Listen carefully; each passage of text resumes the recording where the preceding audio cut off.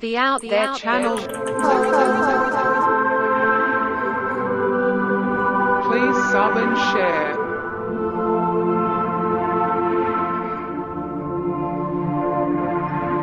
Searching for the truth. UFOs, aliens, greys and ufology. Real images, real stories, real videos, real cases, researched and investigated by professionals in the field and cutting-edge discoveries. Multiple witnesses, abduction accounts brought to you by Team The Out There channel.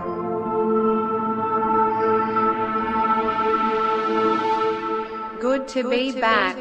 5, 4, 3, 2, 1. Action.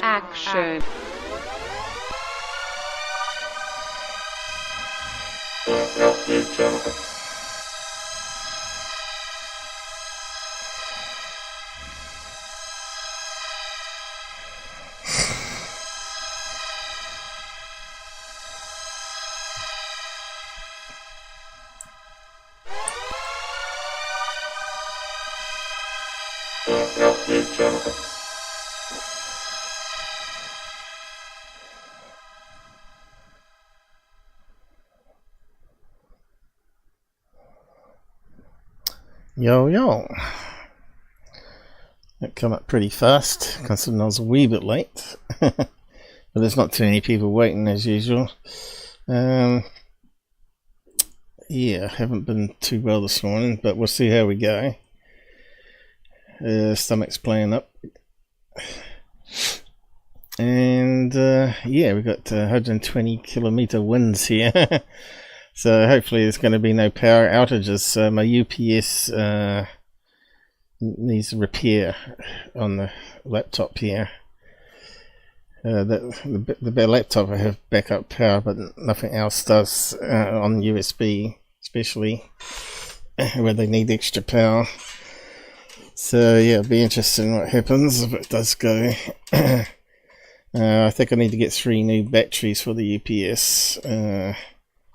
But I've yet to get a cable to it and USB cable to it and see if I can run some software on it and see if I can do some checks on it.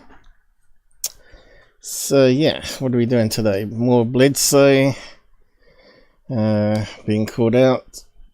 And JetPackMan FOIA.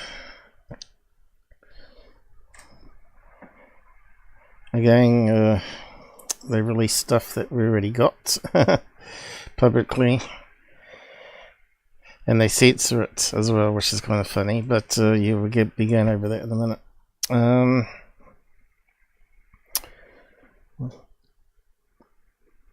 Just post up this and pin things while we wait for people. Hopefully they got email alerts from Google.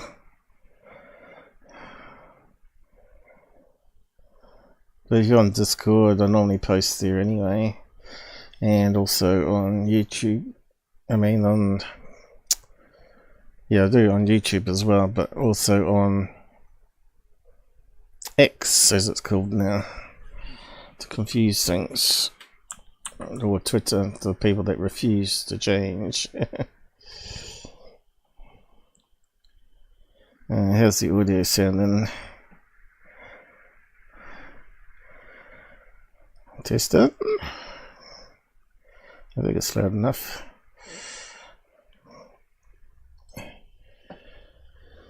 I see they got the vertical streaming option at the same time now, but I haven't tested that out or know what to do. There's always new things that they keep rolling out.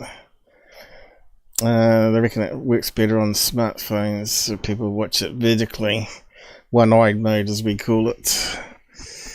But anyway,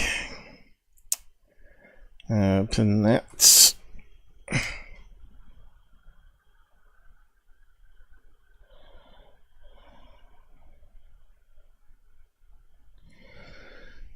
And peeled. How many we've got out there at the moment? 3 people. Welcome. Say hi in this side chat if you want.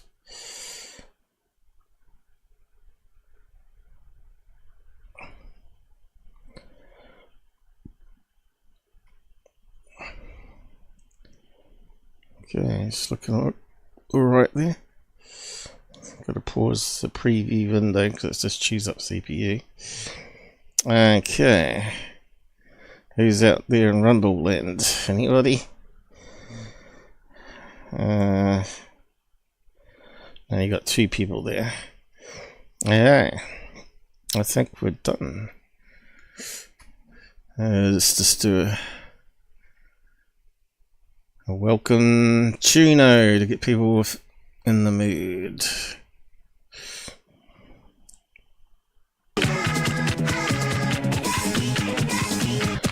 Good to be back.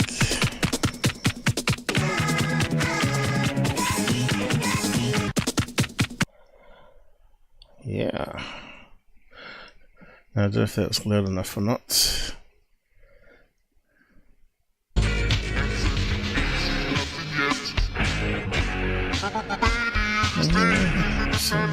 Yes.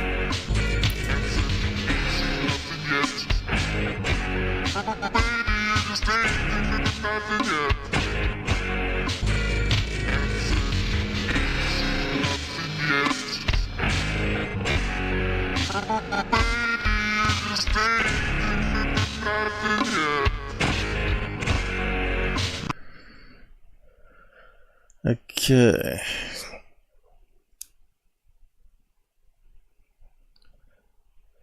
Okay, so last week we ended up looking at that one there and White Sands. I'll leave that one to the end. I haven't really had any time to look up any videos for it, but yes, I'll leave that one to the end again because I haven't done any work on it.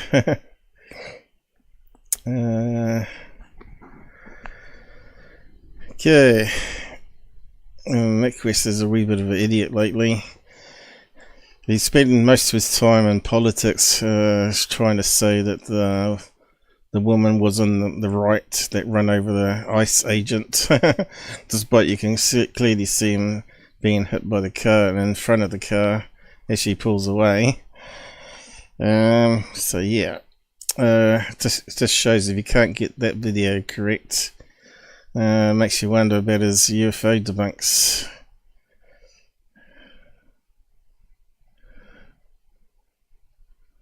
We got someone on the site. Here we got Stevie B from Pilt. How's it going? And we got June 181. What are we doing today? A little bit of this and a little bit of that. What's that song?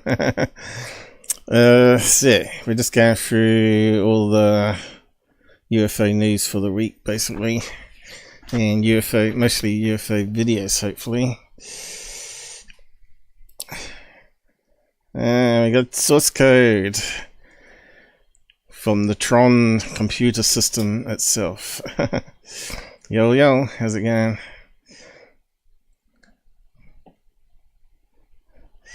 So, yeah, what do you think of the latest TRON movie, since I brought it up? I thought the effects were pretty good, but yeah, they're sort of 3D printing virtual reality into the real world, and they got these big craft that are hovering around in the real world in New York City or wherever it is.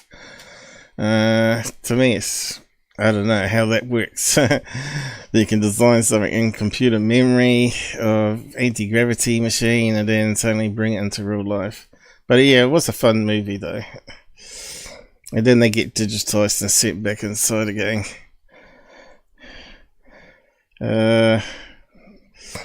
Not seen it yet, but suspect shite. Yes, it's not too bad. It doesn't beat Ready Player One for virtual reality, right? If you haven't seen that one, I'll dig that one up and have a watch. That's a pretty old movie now. I think it was 2015, was it? Anyway, let's see what Mick's on about here. I have to refresh my memory. I've been saying for 9 years that NAZCA mummies are false. Was that the first thing? I suppose it was. Might have to change my chapters order after the show. But I will do with this anyway. Mummies are false, like Buggersphere, and also, what's the other one called? What they call it? Tubosphere? No, Bugger Tube, or whatever it's called. It looks like a hoax for money, fancy clickbait. Yeah, so this guy came out here. They actually got together a load of credible scientists out of America and got all the information he could off the x-rays and stuff, and basically they debunk it on his video here. And it gives a chapter here. Exposing the NAZCA mummies, fake giant hands, exposing Maria's head. Exposing Maria's foot, 3D rendering is not reality. At SourceCode01 donated £10 through Super Chat. Happy New Year, Paul, and chat slightly smiling face. Thanks, mate. 3D rendering is not reality.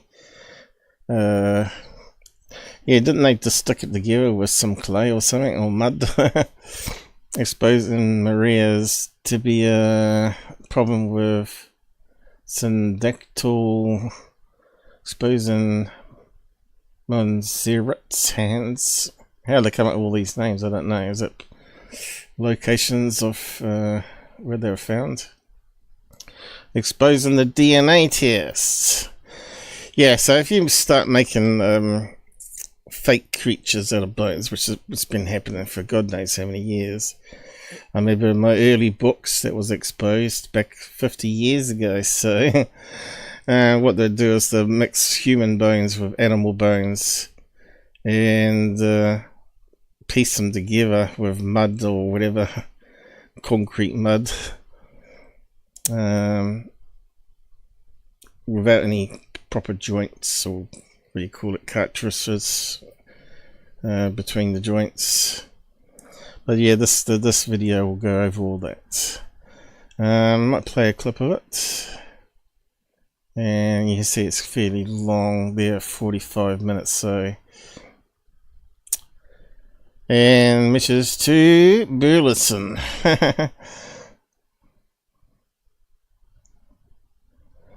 So yeah, obviously people are getting sick of the bullshit in the UFO field here. Yeah, okay, I thought there was a message there. Now let's just play it then and see how it goes. Exposing the NAZCA Mummies hoax. In this video you will watch presentations from a PhD in bioanthropology, a PhD in Not PhDs. anthropology, and a radiographer, all of which believe they found evidence that shows that Maria and Montserrat have had manipulation on their hands and their feet. This is significant. Now I suggested that instead of modifying all those bones, that they could have taken it from certain type of seal flippers, which have very long bones for the feet that looks very similar to the bone structure, or a ancient type of sloth.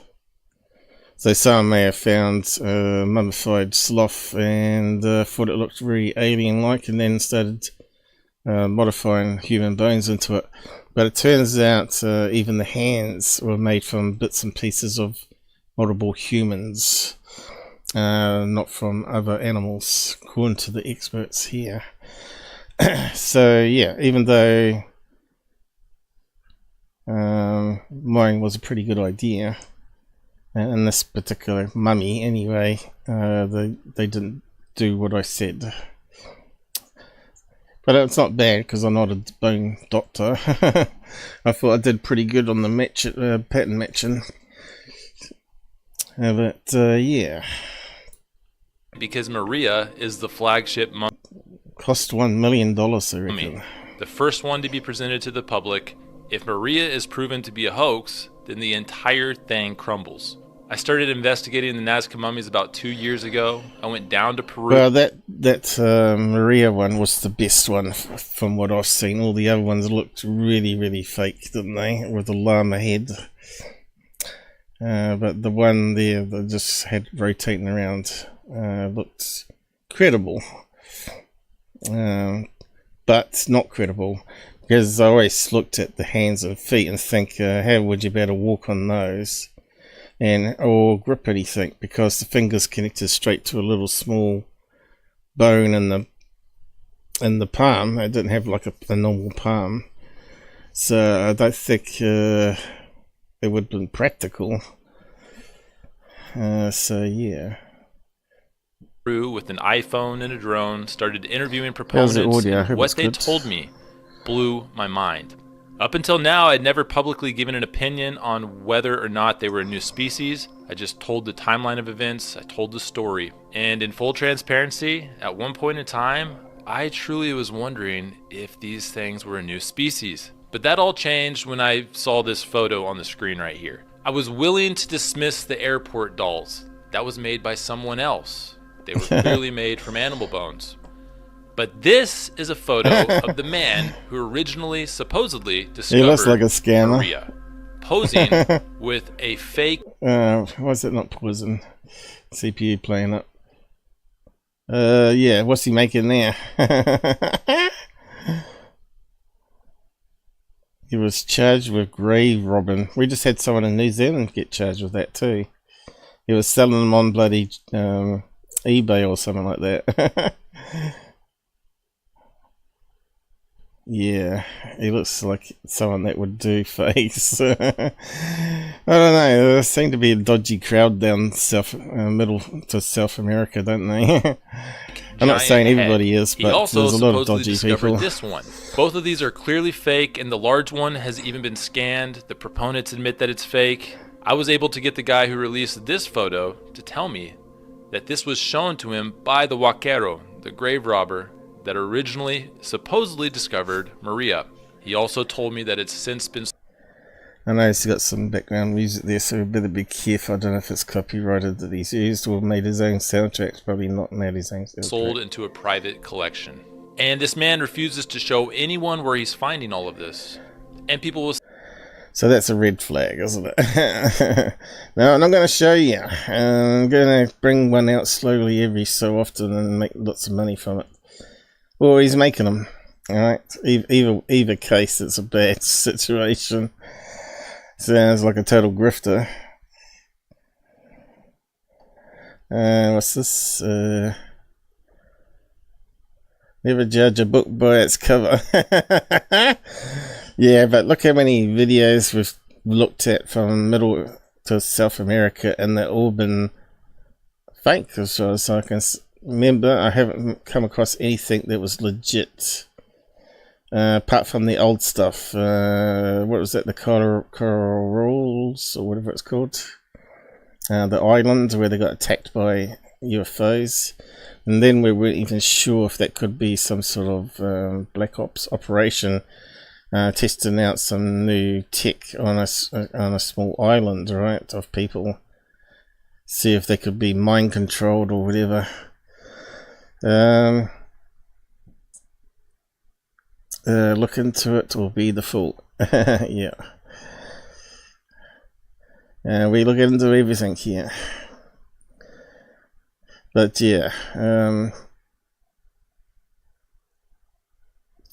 that doesn't look real there, so I'm not sure what that's for, the big head with the little eyes. Say, but Will, just because a Vaquero is capitalizing on this moment doesn't mean that the rest of them are fake. Yeah, these ones are fake, but Maria and Montserrat are real. Well, today I'm going to tell you exactly why I think Maria and Montserrat are also fake. And forget about me, more importantly, I'm going to tell you why experts and professionals in their fields believe that Maria and Montserrat are fake. They lay out the evidence very clearly, and I'll occasionally jump in here to try to bring down the technical terms to a level where we can all understand them. Dr. Daniel Proctor has a PhD in bioanthropology. Specifically, his area of focus is the hands and the feet. He has published papers on the evolution of the hands and the feet, including focusing on the evolution of the ability to grasp. I'm not sure there's a better expert to talk to than Dr. Proctor. Dr. Proctor, as well as others in this video that you'll hear from, they're also not UFO skeptics. Yeah, but you can see the deniers are saying, oh, aliens don't have to grasp, they've got anti-gravity. The whole reason he found out about this is because he's a believer and he spends his free time investigating some of these phenomenons. In other words, this guy is not a hater. He's telling you what he's seeing. If you're watching this on YouTube, I have timestamps and chapters clearly labeled as to what you're going to watch in that section. So that means that Jamie Massan's experts paid off or not really qualified people. In other words, they got their qualifications from a dodgy university. Now, we had that sort of thing happen in New Zealand here when I was working in university, where they'd have to check out all the Chinese and Indian qualifications because there were so many fakes. They looked really credible, nicely printed and all that sort of stuff, saying they got partial degrees and this and that, so they could skip a few years of doing the New Zealand degree. But yeah, you have to have like a New Zealand qualifications before you become like a doctor or something in New Zealand. So they don't accept just overseas qualifications out of the box here. I don't know about America if they do. SourceCode01 donated checks. £5 through Super Chat. I want to see a Paul plus your best shots of real UFOs. Yeah, well, I've been putting up the 15-minute episodes going back years. It's good having a re-watch of those. Guests coming on talking about their own experiences. Because now I've had my own experiences, I can relate back to those ones that we did before I had my experience. And they talk about similar things, you know, and it's quite interesting. But yeah, it's not too much real stuff out there at the moment, unfortunately. Even Robert has said it's very quiet. There's cases that he's investigating, but there's no real great, video evidence. Eyewitness accounts, that's about it, really. And it's not good enough, as you know. And I'll have the same thing with X in the comments. So without further ado, this is why Maria and Montserrat are not a new species, but butchered human beings. Okay, so this is an image of Maria's left hand. You're looking at it from the side of the thumb. Toward the top of the hand would be the back of the hand. Now, this is showing you signs of amputation. I have an arrow there pointing to the trapezium. The trapezium is a bone that has a joint surface that allows abduction of the thumb. So that's what allows you to grasp. And if you look at that hand image in the upper right corner, that has an intact thumb, and you can kind of see the approximate placement. The approximate position of that hand is similar to the way Maria is represented. And you can see that I have a trapezium image below the hand, and that just represents the overall joint shape that the thumb would be articulating with. It's a complex shape. It allows a wide degree of motion, and it's very clearly still present. So if this were a hand that naturally only had 3 digits, we wouldn't expect to see joint surfaces without some kind of a mate to go with it. That bit right? there. So basically we're looking at that bit there as a circular bit. And the thumb should come down about here. So there should have been a thumb there, right? That's what he's saying. So we probably could skim on a bit without any problem, can we? I don't know, I don't like this player. It goes always wrong. Here we go. Never goes right. Exposing the NAZCA. Okay, let's try now. Now it works. Okay, on to the next bit. Maria's first metacarpal, which is out of place, along with examples of a human metacarpal. And one of the things that you can see, if you look at the bottom part of the bone, that's called the proximal part. It's got kind of a V shape to it. And that's very distinctive for the first metacarpal. You don't see that same shape in any of the metacarpals or any of the phalanges of the hand. That goes along with the matching joint for that trapezium that's illustrated right below. It's not a simple hinge joint like you would normally expect to see in the fingers. A hinge joint kind of resembles like a small ball and socket kind of joint in a way. It doesn't have as much of a degree of motion. So we wouldn't expect to see that V shape. We would expect to see maybe sort of a C cupped type of shape there for a phalange. Let's go do it again. One day. Exposing the NAZCA Mummies hoax. In this video, you will watch presentation. Where's the kiss gun? Yeah. Let's move on a bit. That provides lubrication and padding, but it doesn't take up this kind of space. These bones are disconnected. The other thing is it shows amputation because there are 2 digits missing. So the first for the toe and the big toe and the fifth for the pinky toe are gone. So that would be amputation. And then also notice that there's not good alignment. Like if you look at this central one, it's kind of sitting in between where the second and third metatarsals would go. So there you have translocation. With Maria's foot, tell us quickly, like if you could just summarize it in 30 seconds, what is wrong with Maria's foot? Maria in particular. Maria's joints don't make any sense. The metatarsals do not articulate with any really definitive articular surfaces. They all seem to be mismatched or transposed, like Dr. Proctor talked about.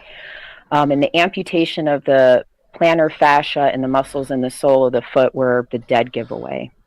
So, Michelle, I often see in these images where we're showing the possible amputation is the way they'll be portrayed is you don't.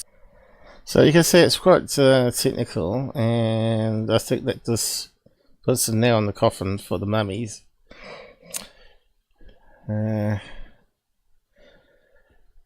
So it's probably well worth watching it from beginning to end at some stage. Clinical diagnostic wet lab in the early 2000s. For several years I worked there. And that would have been a place where we would have gotten random samples sent to us all the time from... So they're saying that the DNA samples were contaminated. So when people dig it up, they weren't following probably protocol. Not wearing gloves, or you saw how they handled everything, right? On the episodes last year, passing around stuff. So yes, real scientists would have gloves on. And you saw his Jamie, my son's videos where they weren't wearing gloves at all, and could quite easily and where they were wearing masks all the time. You could easily sneeze with droplets on there. But yeah, if you make stuff out of animals and human beings, you'd make sure that they sample a human being so you get DNA for human as well. But according to these experts, they're clearly contaminated. Clinics all over the country. You know, somebody puts it in a FedEx thing, you get a test tube, you run the test, you send it back. That's sort of about how it's done, testing.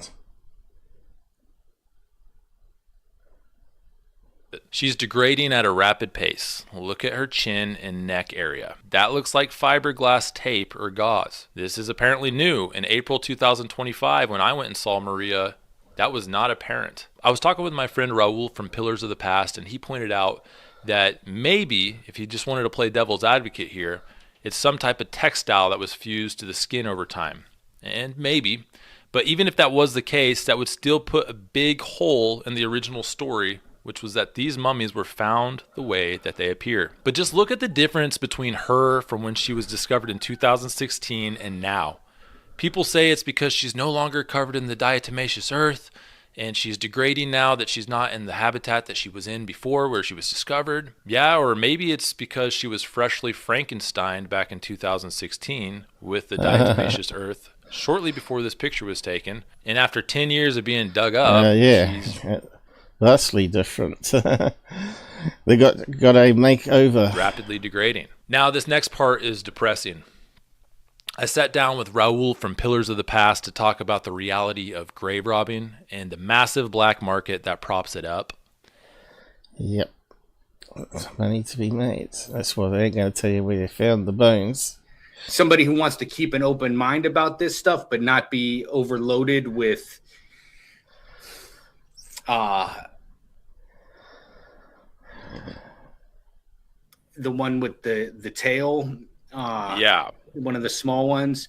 And so he pulls up his phone and so tell me that's just makes me laugh. I see that and think, yeah, that's just so laughable. Oh god, what's it meant to be? Alien? Let's say fake, man. I think kids in playground with a bit of Play-Doh or something like that could probably come up with something better than that. What do you think? I do think the Pillar of Truth are starting to be shown. Well, the pillars, yeah. Your few videos of real UFOs would be worth looking into. Well, I have put them up. But yeah, you're talking about old cases, aren't you? Rather than the new ones, where we got less information. So you're probably talking about like Phoenix Lights, I suppose. What else? I did do some old ones over the years. You know, that one that was following along the plane. I said that looked like possibly a classic oval UFO, but had somehow reflected in this camera, causing like a dumbbell effect. But yeah, there is a few there still yet to add, but I'm just rolling them out slowly.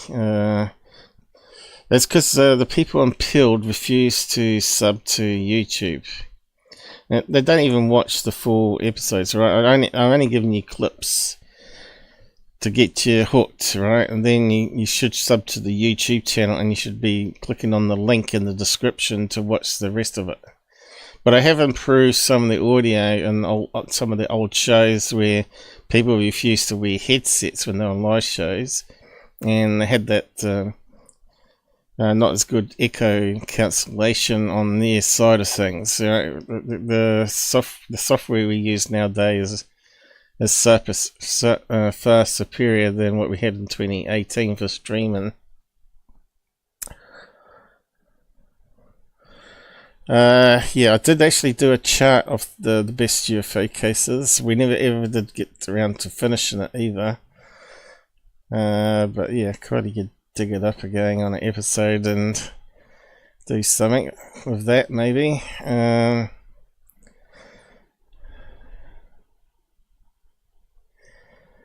The best shots of real UFOs. Well, I have put that one up already. The one from UK, and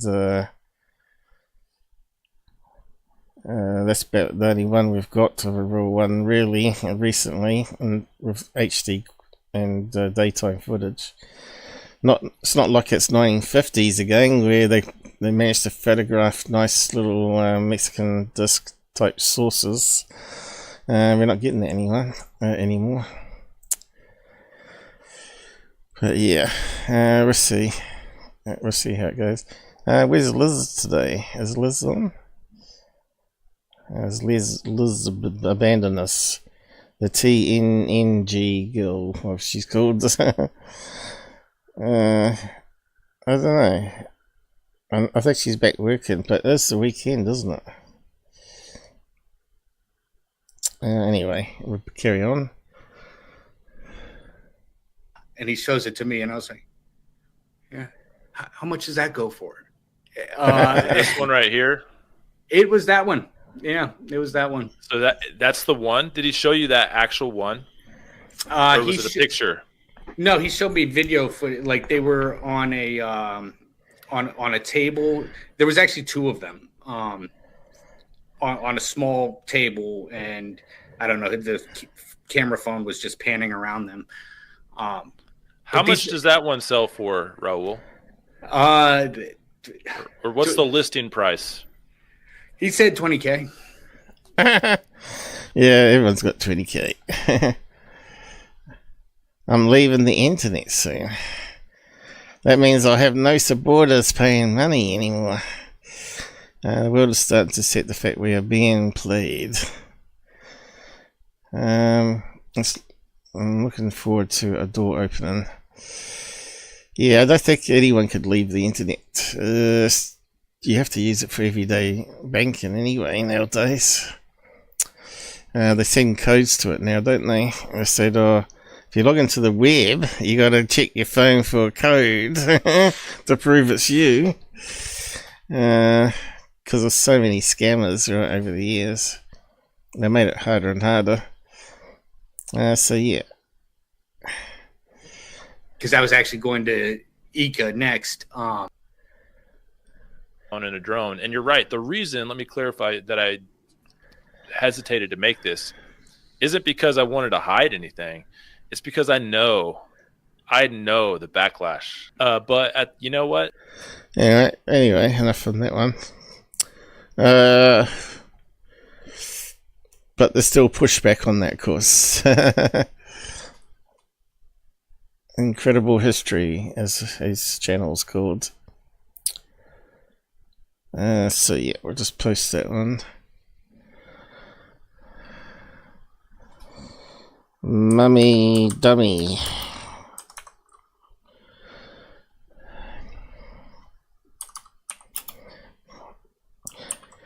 In fact, I have to get a new phone because they've rolled out 4G and got rid of 3G here now. And it turns out my phone is Android 10 and doesn't include voice over internet. Or voice over LT, they call it. They create a separate channel on 4G for voice to separate it from the internet data side of things.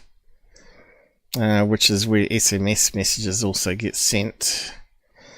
So they can charge it differently, right?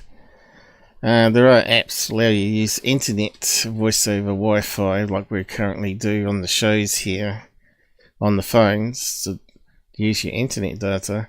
But of course they charge extremely expensive amounts of money for data on the phone, which is kind of stupid, but eventually it will change.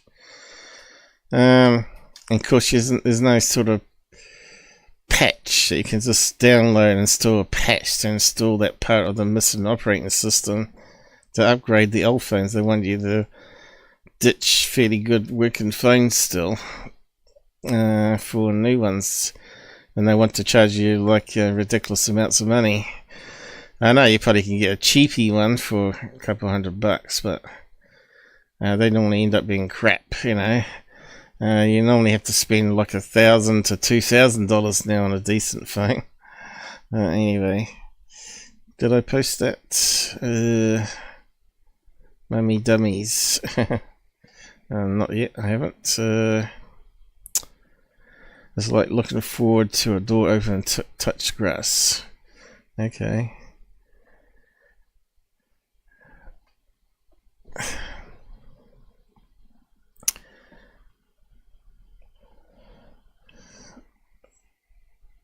So we're done with the mummy, I guess.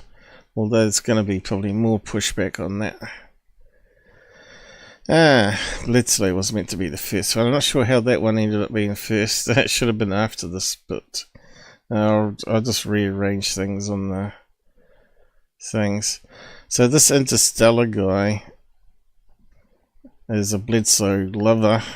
Claims that he was present when Bledsoe showed him UFOs. Now, we know how he does it, right? He's fooled a lot of people on Skinwalker Ranch as well. They don't use the apps properly for starters. They lose internet connection even during the show when they're meant to be tracking, because they're out in the whatnots. Bledsoe always obviously gets fed information before he goes. Instead of being blindfolded saying, we're not telling you where we're going, but we're going to plunk you into a forest or swamp, and you can tell us when the UFOs are coming. So if he knows previously where he's going to go or meet up with people, he can look on the star maps and the tracking apps of planes for that day and predict when the flight path comes over, which is what he did at what is it? Contact in the Desert.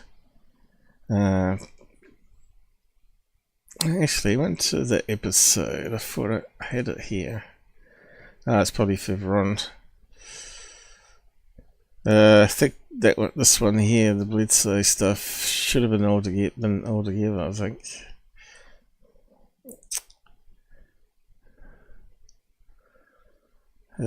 So we'll just have a look at it anyway. I think that's got out of order again, but anyway, it doesn't matter.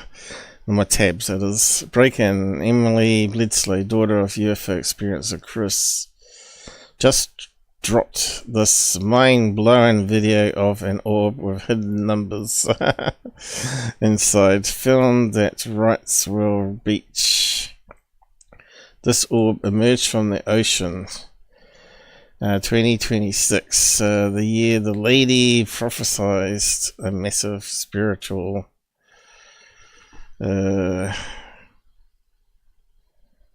awakening and new knowledge for humanity. As we kick off 2026, is this the sign we've been waiting for? An alignment is coming.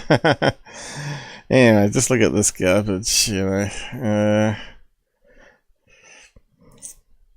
I've seen it before because I've got a similar gadget that does the same thing, but anyway, we're just... I have never seen an orb like this one because it has a message in it right there. Okay, so obviously the smartphone's not going to pick it up very well. There is technology that can broadcast numbers and letters on the circular edge of a circular thing or in the middle or whatever, and it sort of, it's not solid because it appears on blades, because the blade spins around in a circle and the LEDs just light up every second or whatever it is. Let's see, 30 frames a second, probably lights up one over 30 or something, or even less because it flickers. But yeah, so you can see there's something there.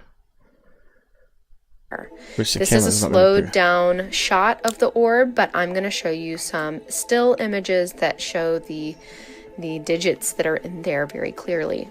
My dad is Chris Bledsoe. We filmed this at Wrightsville Beach during the State of the World Forum.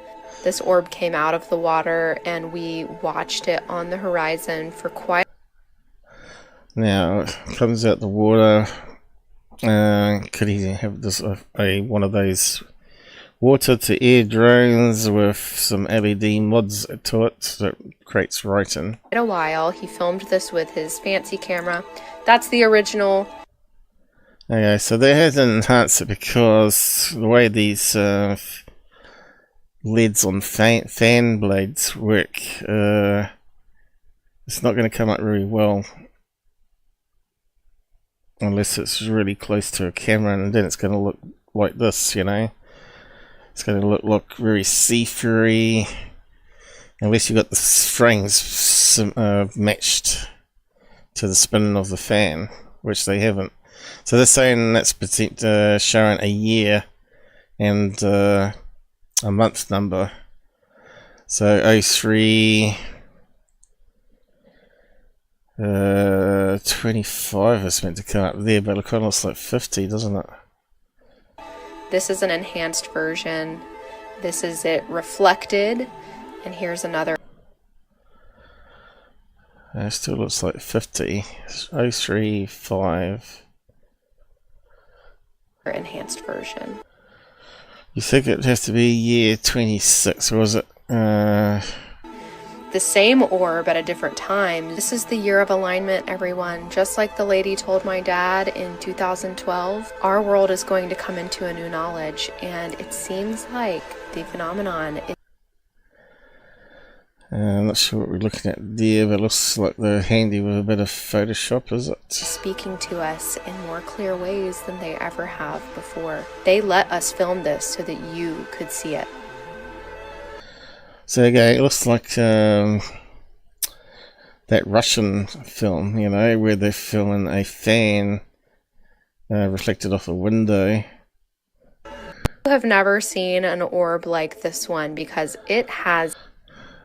So I said, well, highly suspicious from the fraud family of ufology.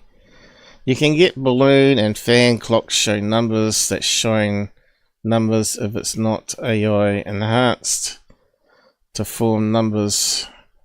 Hang this on a drone, bingo.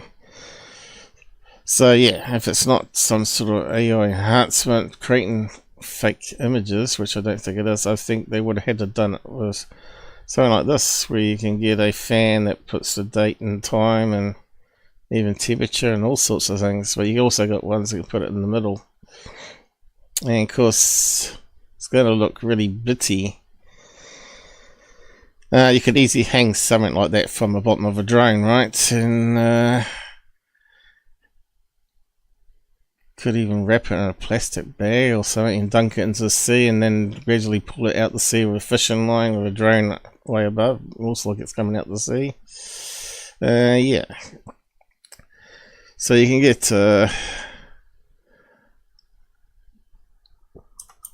dates, fan, what do we call it, cooling fan. I don't know if there's any videos of one. I know I've got one, it's a real cheapy USB thing.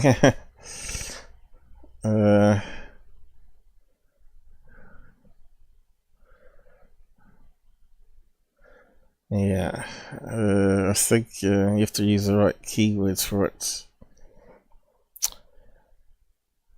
Let's see. Let's get rid of date and just say scroll and message. It's a bit like those banner planes that have LEDs on them now, or airship blimps, and they can scroll a message on the side of the big screen, or just use LEDs directly on the side of the advertising blimp. We could probably find some of those as well, which is something they could have done as well.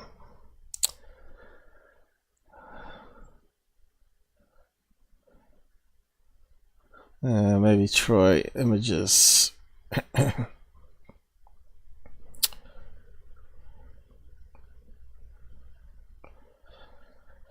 Not sure what you call them.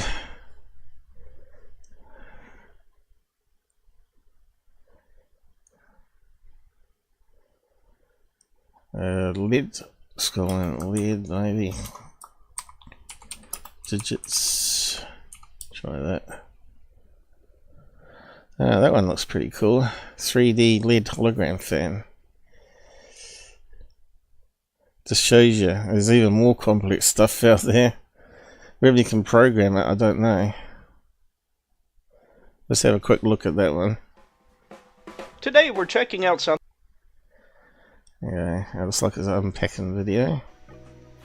Also expect. If you look closely, you can see circular scan lines similar. Well, there you go, guys. You can have writing anywhere you want on that sort of thing. And it's holographic as well. To what you'd see on an old CRT display. I actually like this effect, but then again, I love scan lines. TRON. You can download the app using the QR code from the manual for. And then you can key in stuff, can you? Well, that one's $139 though. Air or very little. What is it, a fish? Let's view a few of the animations we just downloaded. So it's pretty impressive. There you go, you never know what you're going to find on this channel. But there are some cheapy ones. Here we go, how to make a programmable LED fan. I bet the Bledsoes have been watching these ones. There you go, you can have anything going around the outside. they could easily modify the drones to do it. So yeah, here's videos how to do it. Let's see, what kind of LEDs do they use? Oh, obviously it's going to be a couple on a fan edge, isn't it? And it gives the optical illusion of forming numbers. And we know they've got a warehouse full of these RC drones, right? Planes and whatnot.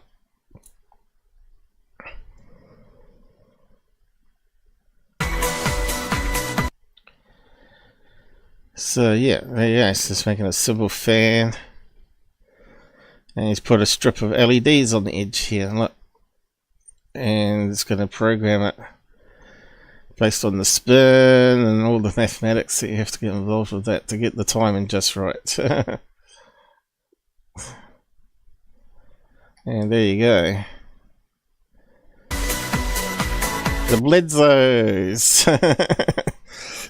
So yeah, guys, come on. Anything coming out of that con people, just forget about it. Damn fruit's gone dry on me. Yeah, so we're done with that Bledsoe crap, but yeah, it turns out they've also changed the date that it's happening now. So yeah, what else has people answered on that one?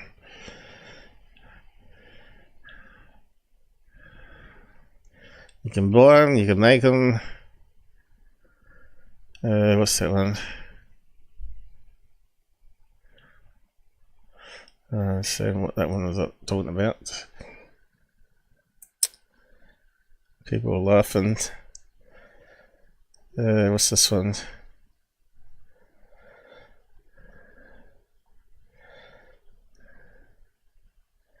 Aha! Someone's done it with a sphere.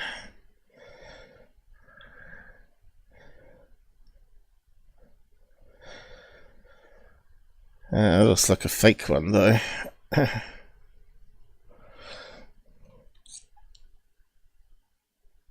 And also you can get balloons, of course. I didn't bother looking at balloons, but yeah.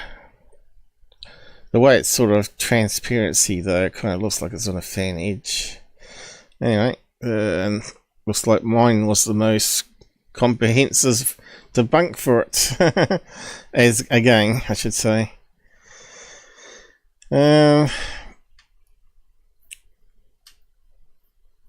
Probably should do the other Bledsoe stuff first, but is he talking about Bledsoe here?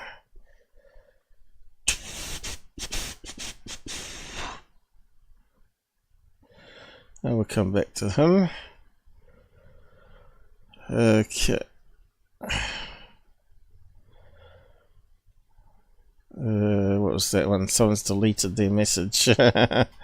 This post is unavailable, you cowards. I called someone a moron here. Was that the same guy from last week? Oh yeah, someone was debating. He's obviously chickened out though. They always run away from me because they know I'm correct. They're debating that that stupid Corbells video, you know, the triangles, is legit. There's actually showing UAPs. Still, to this day, they're still saying that Mick West debunk is flawed. And all these ones are meant to be like scientists and people like myself that are saying it's Mick West is wrong and he's missed one data point. Well, one data point can be wrong and all the other ones can be correct. The data point was that they were aiming a laser to try and work out the distance from the ship to the air they were in. And they're reading it out, which got censored by Corbells or whatever, of them reading out the altitude. And they said the bokeh effect wouldn't work because it's too close. But then again, we got atmospherics, and you got all sorts of data errors of raging lasers that you get through atmospherics, especially in the sea. So there's some data you throw out in science, right? You say it's a normality, or possibly due to errors. They call it like a stats error sort of thing. But yeah, Corbell, triangle, Navy.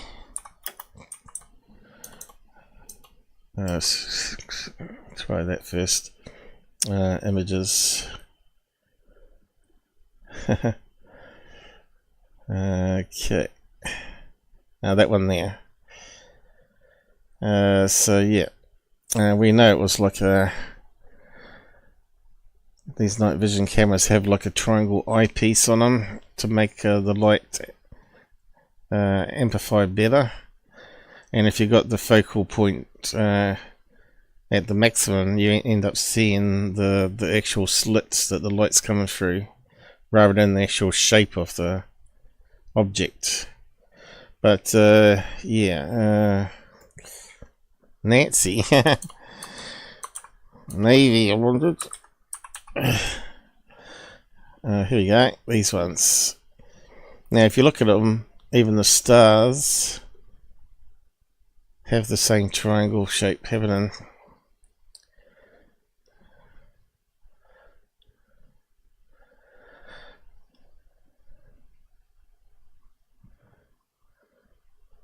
Although we can't really see it, I don't think, can we? They're not really circular because of the aperture, the iris. But anyway, yeah, so that was talked about that one there. He's saying one of them had a laser scope on it. And I said, moron. Clearly, data error. One clearly data error in that silly bokeh green Navy video. Don't make it anything special. Mick is still 100% correct. I saw Corbell's video and said, camera artifacts in 5 minutes. No brainer. To us supercomputer minds that do this shit daily and real experiences with knowledge, yeah, I didn't like that. So yeah, he's deleted it.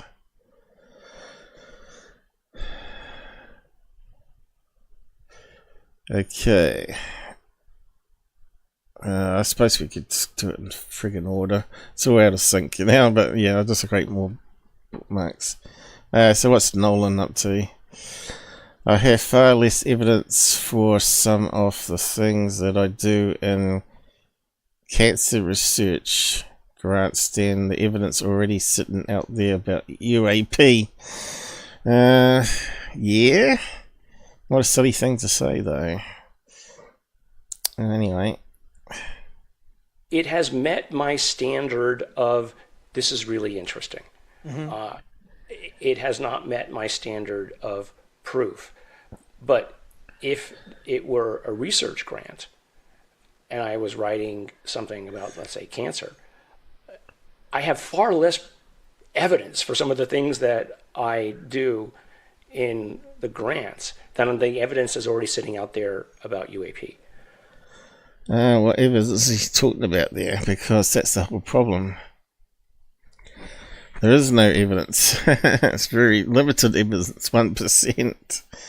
I'm pretty sure cancer research, well, you haven't got the evidence yet, have you? But that's why you're doing research, to gather the evidence. At least you got the things in front of you where you can do experiments on it and gain the knowledge, but you haven't got exactly the same as UFOs and in front of you where you can touch the craft and the bodies. So, but because people believe in signaling biology and cancer and all of the rest, that the preliminary data that I have fits into the mold of what people already understand about the system. So they say, okay, yeah, this is a credible idea. Let's go ahead and do it. It has met my standard of... So, Green Street, what UAP evidence is he talking about? Yeah, exactly. I'm concerned now about the quality of research related to Gary's cancer grants. If he says there's less evidence for that than these mystical implants, why is he getting our tax dollars for grants that are fraudulent? Yeah, it's comparing oranges and apples as far as I can see there. If they were both the same, then you could say, well, maybe we should question the grants, like we are questioning how much money is being given out to those non-government organizations out there in America. USAID. What's that? Do impression of Tyler. Do I have to? What's that, guys? I like my mummy dummies. Mummy dummies. How would he say mummy dummies? I'm not sure. He hasn't said anything about the mummies, has he? Oh, he might have done.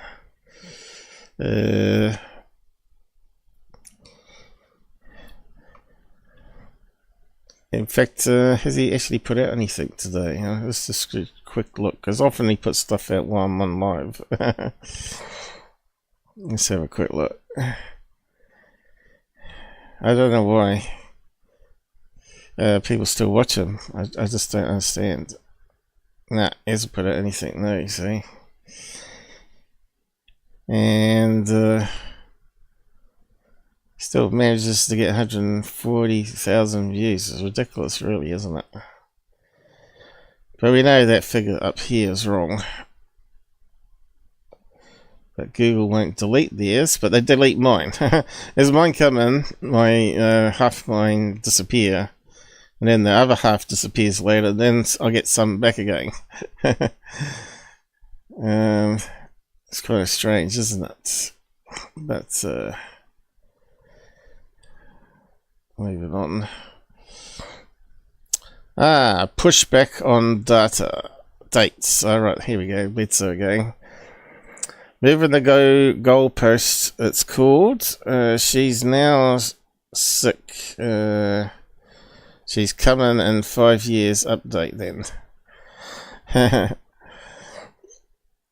So the white lady's not coming for another 5 years.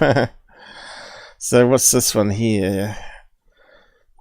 Bledsoe and the lady disclosure by Easter 2026. Okay, the dates may have been wrong. Possibly fall of 2026 to be announced. So that number in the UFO then has to be updated. So this come out earlier this week, wasn't it? So what's it say here? Yeah, like we can read that. Something just before. It looks like it's in his book, isn't it? Alright, so he stuck the date in his book, right, for this year. And it's not looking good. So he's got to now push the date. See, he's blaming the scientists. Gave him the wrong information before he wrote the book. About the alignment of the stars and all that. I suppose you have to write another book. Yeah, so we got more of this on Bledsoe. John Blackvault, one of the most laughable redactions. Now we should really do the Bledsoe stuff first. Let's see. Here we go. Interstellar again. Chris Bledsoe footage and still image. This insane footage from Wright's Beach. It's talking about the numbers now. NC 12, 15, 25. shows a orb with what looks like 0350 etched inside. Yeah, right. It's not etched inside. This is a countdown to November. Here we go. 30th 2026. The date of massive revelations, Sphinx alignments, and global shifts. Or March 20 for the vernal equinox prophecy. March 20. How'd they get that from 0350?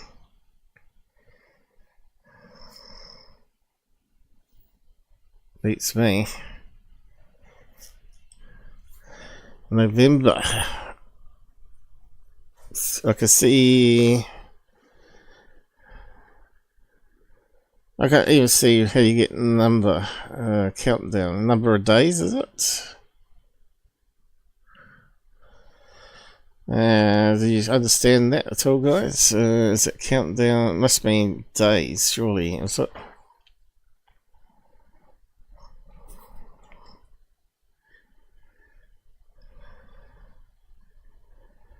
So he hasn't explained it really well, has he?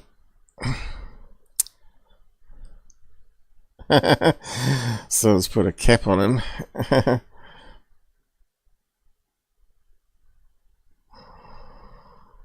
Look at it. It so looks like one of those green leads on a fan blade. Yeah, so I must have had to do some extra work on that to get it to look, see the numbers in low light. His son flying a lead drone with numbers. They have garbage full of RC models. Interstellar replies, they don't hide the RC passion. It's just silly to say these are RC planes or drones. People are experiencing the orbs all over the world. Look, mate, he's been totally debunked. Once caught fabricating stuff, you're always a liar. He's been caught every time, and silly promoting the idiot religious cult leader. He is. As for orbs, again, almost all are solved, from balloons to camera artifacts. You can pin Bledsoes in with other people. I think I meant to have can't pin Bledsoes in with other people's orbs either. That's just pure wrong. I see you donate to Goode, even exposes Chris. I have spent time with Chris since seeing the phenomenon. And then I said, and then you were tricked. It's not hard to do. You fooled Skinwalker Ranch CIA dude. Bet you didn't make sure with apps. On an experience I know when I see a fake experience. And I've posted here, classic Bledsoe summons SpaceX. Remember that one? Yeah. I think I put 2 there actually, didn't I? Oh yeah, and of course we got Robert there as well. Oh yeah, we showed it to Robert at the time, that's right. So yeah, there's no point in sharing that. You've already seen it if you've already been on the channel. Basically, SpaceX launched something, and he's filming it, saying, summoning them, and suddenly the spaceship is launched, and he sees it in the sky, saying, "Oh, thank you for answering me." And it makes the typical contra of SpaceX on it. And then there's happens to be like the period of asteroids showers as well, which is probably why he was outside in the first place. He was probably hoping to catch a shower and didn't bother checking up on the rocket launches. So there's also a shower of a meteorite that comes down on the video as well, and it was all totally debunked. But anyway, I think the numbers thing is hilarious. And of course, here we go, moving the goalposts again. Busted. Breaking Interstellar again. Chris Bledsoe explains why alignment date changed from Easter to October. Chris just clarified why the Regulus, which is a star, the blue star, alignment with the Sphinx date was off in his book. Okay, so I've talked about that already. But there's a video clip where he's talking about it here. You know, crazy event with these like divine beings. Maybe it's like a slow moving That's thing. exactly the way I see it. It's not like snap your fingers and something. Oh yeah, man, that's how I see it too. It's slow, like Bledsoe. We're not going to wake up on Easter or I'm not waking up yet. whenever that time happens. Yeah. I'm torn, by the way. Is him and we should do an avatar of him and Tyler. What's up, guys? How's Bledsoe? I'm good. I just got up and just summoned the white lady for your show. Could do a really good funny sketch with those two. Yeah. I'll post that one. Bledsoe moving the goalposts. That's what you get with all these guys that predict it wrong.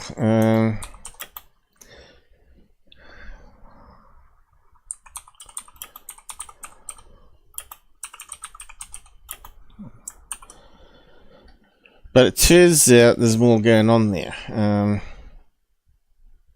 Is it vetted? He did a really good debunk on Bledsoe's this week. He's finally seen the light, because he was the one that was having all these shills on his channel, getting them talking about stuff like Greer and Bledsoe and all that. And not asking the hard questions, right? But now he's come to see that Bledsoe is a complete liar.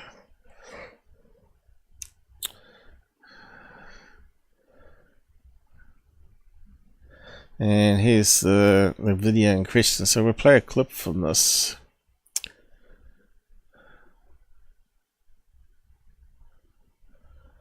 So yeah, someone said here, the Paranormal Chris is into it.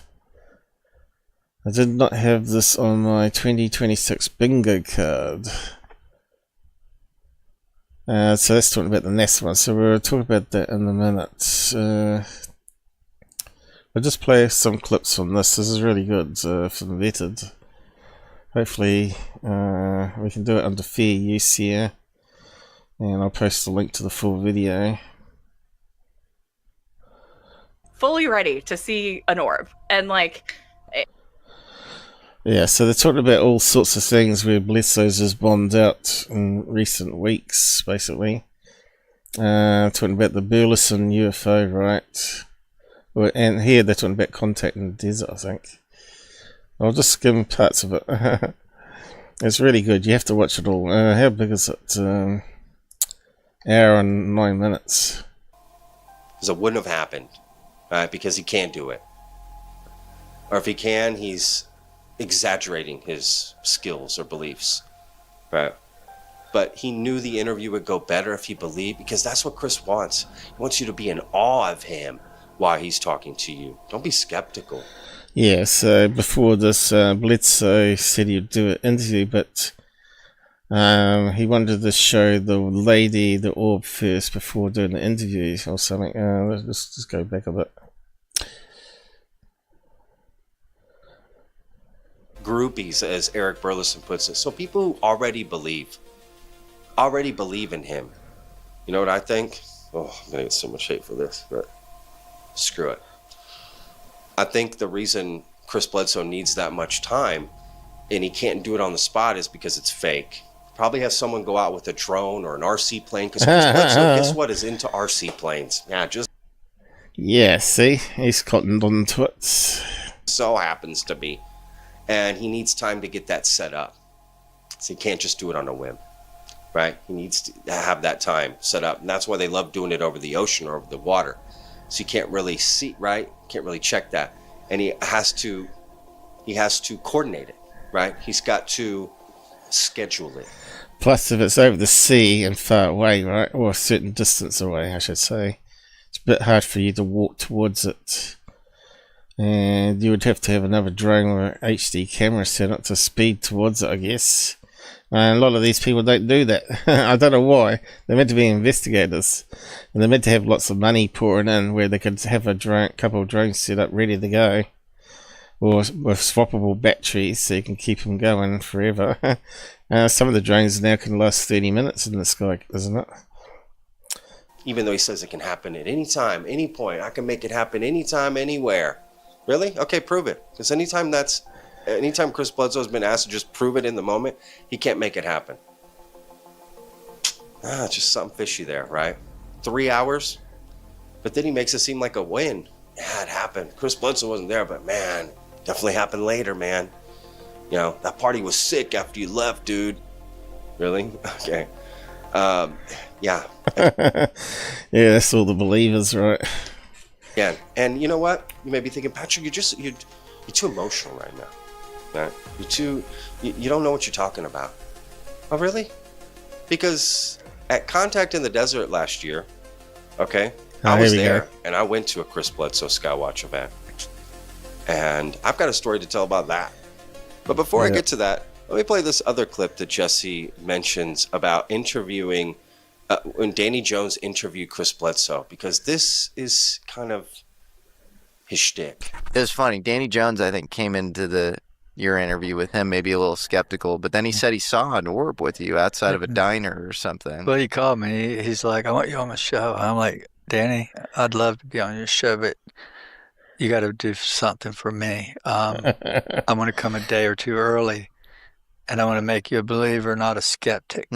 Because our interview will go differently if you're a believer. Yeah, so he's got to have time to prepare for it.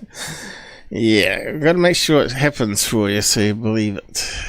And he said, okay. So we flew down, my daughter and I, and my wife. Yeah, who paid for that, I wonder? And we had dinner there in Clearwater. Went over to Indian Rocks Beach, out on the beach, and he had his assistant with him with a camera. And I said, well, let's watch out over the ocean, because I can get it. It appears up. Planes come from the horizon and look like they're coming up. I just memorized the flight paths at this location. Out of the ocean. When I ask it, it's just like out of the sky. It comes up out of the sea. And suddenly here it came. 2 of them. Wow. And he filmed it. We all filmed it. Yeah, did he have his tracking apps running? No. Was he freaking out? Yeah. Wow. You see, he needed that interview to go better. He needed him to believe. You see, he scheduled it all. He had Danny come at a specific time. He knew he was going to be, right? Danny should have put him on the spot. Should have had him come to do the interview and then, hey, let's go outside. Show me an orb right now. Because it wouldn't have happened, right? Because he can't do it. Yeah. Or if he can, he's exaggerating his skills or beliefs. Right. Or pot luck. He knew the interview would go better if he believed, because that's what Chris wants. He wants you to be in awe of him while he's talking to you. Don't be skeptical. Don't be skeptical at all. Why? Right? And why do you need to set it up to prove it? And that's what happened on that Skinwalker Ranch, right? Beyond Skinwalker Ranch. He obviously had time to set it up. And they didn't have any security people go into the forest there or have any drones ready to head towards it. And he waves his arm up, and then the orb shows, waving your arm up as a signal to the drone flyer, whoever that is, his son, his daughter, or whatever. I don't know. Again, people are going to believe in this no matter what. Even if you show them the truth That's of it, right, mate. I've tried it for 9 years, and it's like whacking your head on a concrete wall. Go with it, and that's fine. I'm not here to talk about people who believe in Chris. Have at it. I'm here to talk about Chris and his claims. That's it. But let me get to my story about Contact in the Desert. And you know what? I wasn't the only one that had this experience with Chris Bledsoe at Contact in the Desert during a skywatching event. Here's Kelly Chase from the UFO Rabbit Hole and the Cosmosis TV. Now, El Grey, rest in peace, maybe coming on a live show. Once has said, maybe he didn't do it publicly, but he did talk to me on video with it in private, maybe. He got in trouble with people that he was friends with that ran the contact in the desert because they asked him to analyze a video that was filmed of alleged UFO flying through the scene, but like what he's going to say here. And Earl Grey's conclusion was it was a drone using a heating element to make sure it showed up on thermal. And they weren't really happy with his analysis. And he sort of got closed off for a wee while there. This sounds like what this is going to be about. Series talking about exactly what I'm going to talk about. Sorry, it was a contact in the desert. He was doing like summoning orbs live. Skywatch. Oh, yeah, he said don't call it. Yeah, I was there and I was so excited.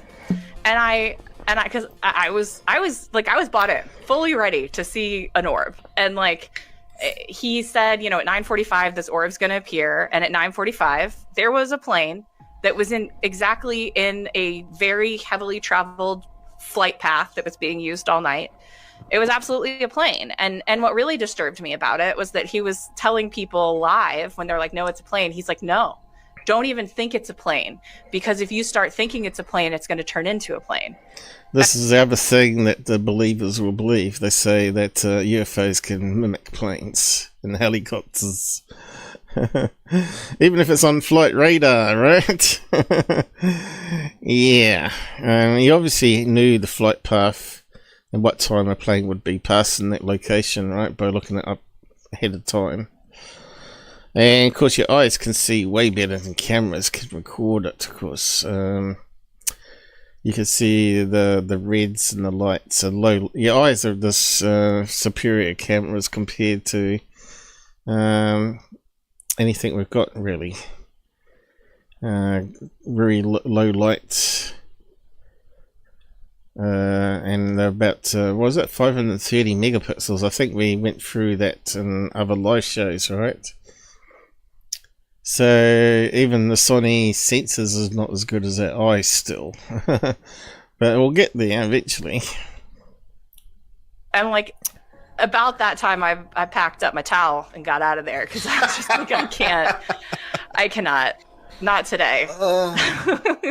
That just made me think of the Stephen Greer clip where he's like, turn off your night vision. Okay, yeah, right. Everybody turn off your night vision. Do not look at the man behind the curtain. It's definitely a UFO, for sure.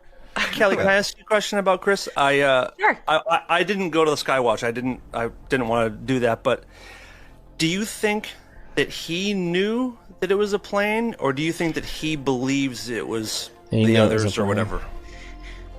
I don't speculating. Chris Bledsoe does not, I don't know, but Chris Bledsoe does not strike me as a liar. If you can't say what time it's going to happen, then you've looked on the apps. I don't think he's a liar. I think but I think that he, like I said, I think he's 100% liar. He's lied from the beginning, even going back to the very first videos that come out on Dolan's show, talking about Grant Cameron's interview with him, where his dog suddenly bursts out bleeding on the neck, a Labrador he had. And Labradors are known to get a lot of lopamas and cysts growing on them when they get older. And of course, yeah, he prayed to the white lady or something on that video or something, and he pretended to be like a healer, waved his hand over it and pressed onto the chest or neck or whatever it was, and it suddenly stopped bleeding, right? Well, that's generally what happens when someone's bleeding, right? You push your hand on it until it forms a scab. Same with dogs. The cysts do pop sometimes, and you have to put some compression bandage on there.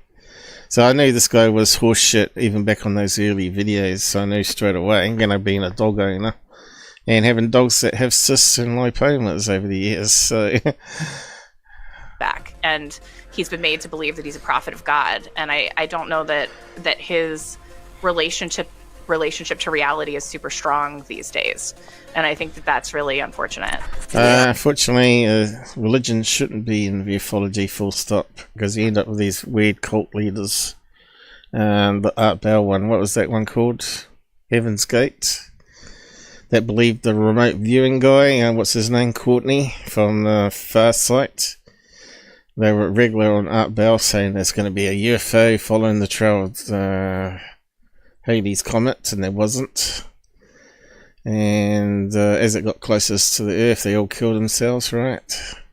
Believing that the spirits would go up to the alien craft into avatars in the UFO or whatever. Some strange nut jobs thinking.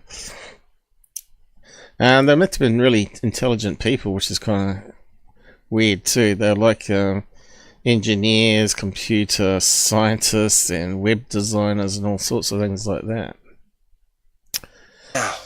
You know, Kelly's kind of right? So, like, part of it, right? Like, he thinks he's just been psyoped into believing this stuff and amped up. I think that's part of it, and I do agree with Kelly there, and she's right. It was just a plane. Literally a plane. I think he's wrong there, but anyway. And, you know, I think Chris is kind of in on it. I think he likes it. I think he doesn't want to see the truth. I think he... Yeah, he's definitely likes the attention. He's one of these attention seekers, but I bet he's making quite a lot of money out of it too, and getting lots of free trips and dinners and stuff, right? Because he's made a living here. This is his thing. What's he going to do now? What's he going to go do for work now? Right? He's in. He's not changing. And he will do whatever he has to do to keep the grift going, unfortunately. But that stuff's got to weigh on him. If you've got a conscience, if you're a real person, I don't see how he sleeps at night. I bet he justifies it by, like, I'm helping people. So that's how I get by. I'm helping people. We wonder the same thing with security. How does the guy sleep at night knowing he's scamming people? You know, have you not got a conscience? Are you like a serial killer? Got no empathy or sympathy, and you can just con anyone with your look, make them believe that you're telling the truth. I don't know. I just don't understand people in ufology.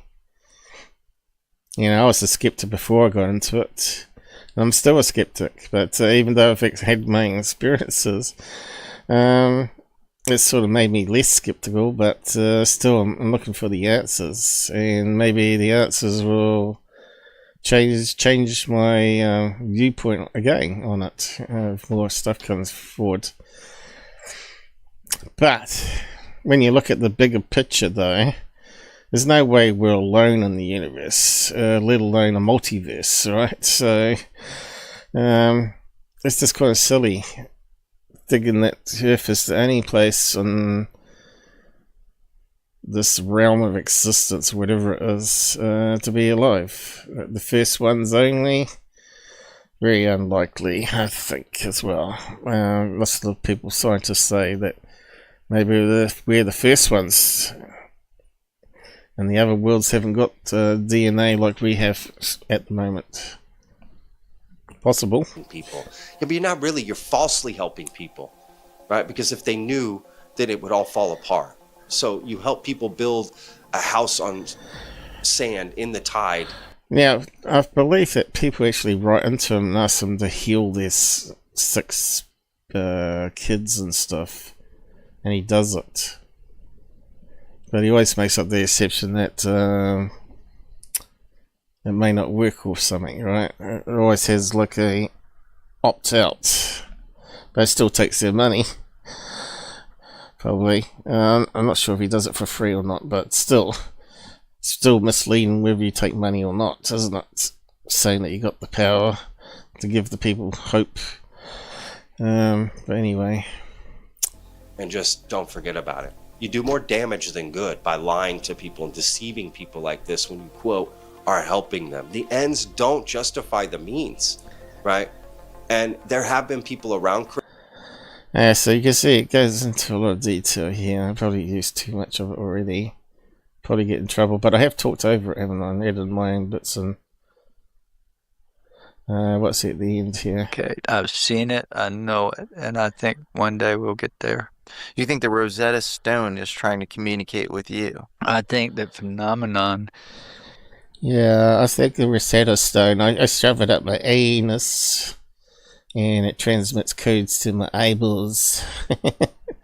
Is trying to talk to us and to find that Rosetta Stone. That's just you're saying the language. I think Bledsoe's been to Uranus. Find the language of this of the beings. Yeah, and it's putting it out right now. It's talking. We just got to study it, and I'm working on a way to do that. Do you think their language is discoveries, like the discoveries we make? What do you think the language is? Do you think he doesn't know because he's making it up, mate? But anyway, let's go back to the beginning here. Let's see. So does that mean the return of Jesus or the return of Christ consciousness? It could, and I think that's possible. But religious nonsense. Okay, let's just move on a bit. Disclosure. Because Chris just put out this tweet recently, because I think he knew the Jesse Michaels interview was coming out, so he wanted to kind of get ahead of it. But he put out this tweet right here. This is the message the lady gave. The people who supposed to know astrology can't agree on the dates. Is the alignment in the spring or fall? I will be in Egypt in the fall. And then he puts a little portion from his book that says this. When the red star of Regulus aligns just before dawn in the gaze of the Sphinx, a new knowledge shall come into the world. I was not sure what that meant. I've come to understand that around Easter 2026, there will be the end of an old way and the beginning of a new. So again, Easter 2026. But now he's saying he's going in the fall. And to be honest, I called this. Which is I October. already knew that this was going to happen because I filmed with some people from my documentary who kind of told me about this back in August, right? But I wasn't sure what to make of it, to be honest with you. But I already kind of knew that this was going to happen. And let's be real, with most predictions, people move the goalposts. So, but let's continue. Right. Because then Chris also said this in a tweet, right? Responding. Apparently the vetted guy is feeling a bit sick while doing this, but he's still doing it. Like he had a head cold or something. To someone who asked him this. Ryan, who is Chris's son, said you were also given the date of the 20th March too. Is that true? Chris responds, dates don't matter. The knowledge is pouring in every day and has been since COVID. The darkness or great deception dates don't matter. is being exposed, and the truth of God/consciousness is here to stay. Well, that just sounds like a bunch of gobbledygook. So dates don't matter. You should use the Kamala thing. Word salad, man. Word salad. Then why put that in your book? Why put dates out to begin with if dates don't matter? Right? Dates don't matter. Now that the prediction, after over a decade, he's been saying this, now all of a sudden dates don't matter. Months before the date that he's been talking about, over a decade. So he had the prediction of the white lady every year, I believe. Like even in Easter 2025, I think he was predicting it and it never happened. It is coming up. All of a sudden, dates don't matter. What? Right? I agree, dates don't matter. Dates don't matter. We live in a time travel loop. And anyone who makes predictions, I don't take them seriously. Sorry, I just don't. You do what you want. That's just me personally, and I don't judge anybody who does. You want to believe in that? Great, go for it. Have at it. Me personally, I don't care. This date, that date, he's going to be there in the fall. It'll actually be in the fall, right? Well, what if they got that wrong? What if that date's wrong? Again, dates don't matter. Okay, I'll just check out the side comments. I think maybe I've missed something here. Let me just check. So what do you guys think of it so far? Rubbish! Let's see. Bots. The bots at the 4 channels we're streaming to. Okay, what do we got here? Going to lay down. Okay, I did miss something. I thought I saw something else. No. Or was it being censored? Thought I saw someone else pop up, but no. Okay, so yeah, what we do is it's good that he's now verifying everything I've ever said about this guy.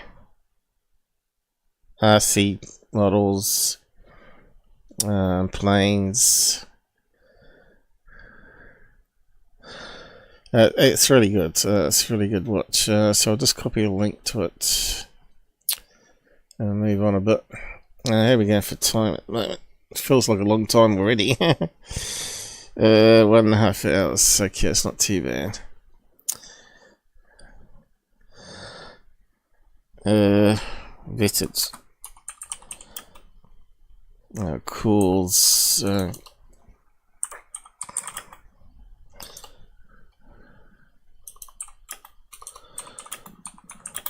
If I can type. I'm trying to do it without looking at the keyboard. Yeah, it doesn't work too well because the keyboard's on an angle.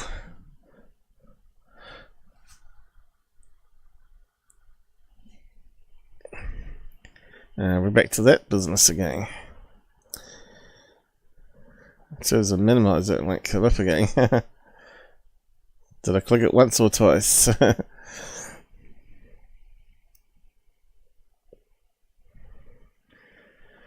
Yeah, we can close that one now. Oh yeah, get on to the NASA stuff. Now, maybe you might remember a while ago I pointed out that the NASA embellishment, the NASA endorsement was flawed. Anyway, we'll just go over this. So yeah, it turns out this has gone down this week as well. I do not have this on my 2026 bingo card, and nor did I. Densmo V4 following a OIG complaint against Tim Taylor, the mysterious NASA employee that apparently uses his credentials to influence UFO activists. Chris Bledsoe is one person that has mentioned Tim Taylor several times. And that's just an emanated gift. That's not, I don't know if that's him or not.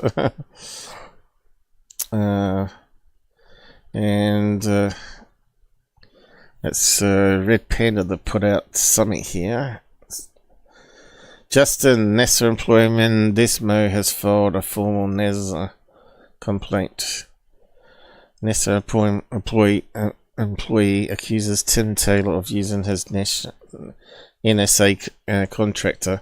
Maybe I said when the name came up, I looked into it, and it turned out to be like a contractor that was ex-NASA at the time. I don't know if he's still with NASA, or he gets hired in to do various contracts. But apparently, he was a legit scientist that believes in UFOs, right? And he believes in Chris Bledsoe, which means he's not a very good scientist, in my opinion, in that case. Because he was conned. And of course now Bledsoe says, always when he talks about NASA, oh, we had NASA come here and analyze it and said it's true and it actually happening. It's not true. It's just a single contractor. A bit like inviting Richard Hoagland to your party, Bledsoe, and having him verify what you're seeing when it's just like a drone being flown around by his kids, right? I have filed. There's the post on X anyway. So that must be the guy there, is it? It doesn't quite say. But yeah, it would have been good to have a video statement on it. I said I exposed this a long time ago. I exposed the use of NASA by Bledsoe's here in 2024. So we'll just go quickly to that.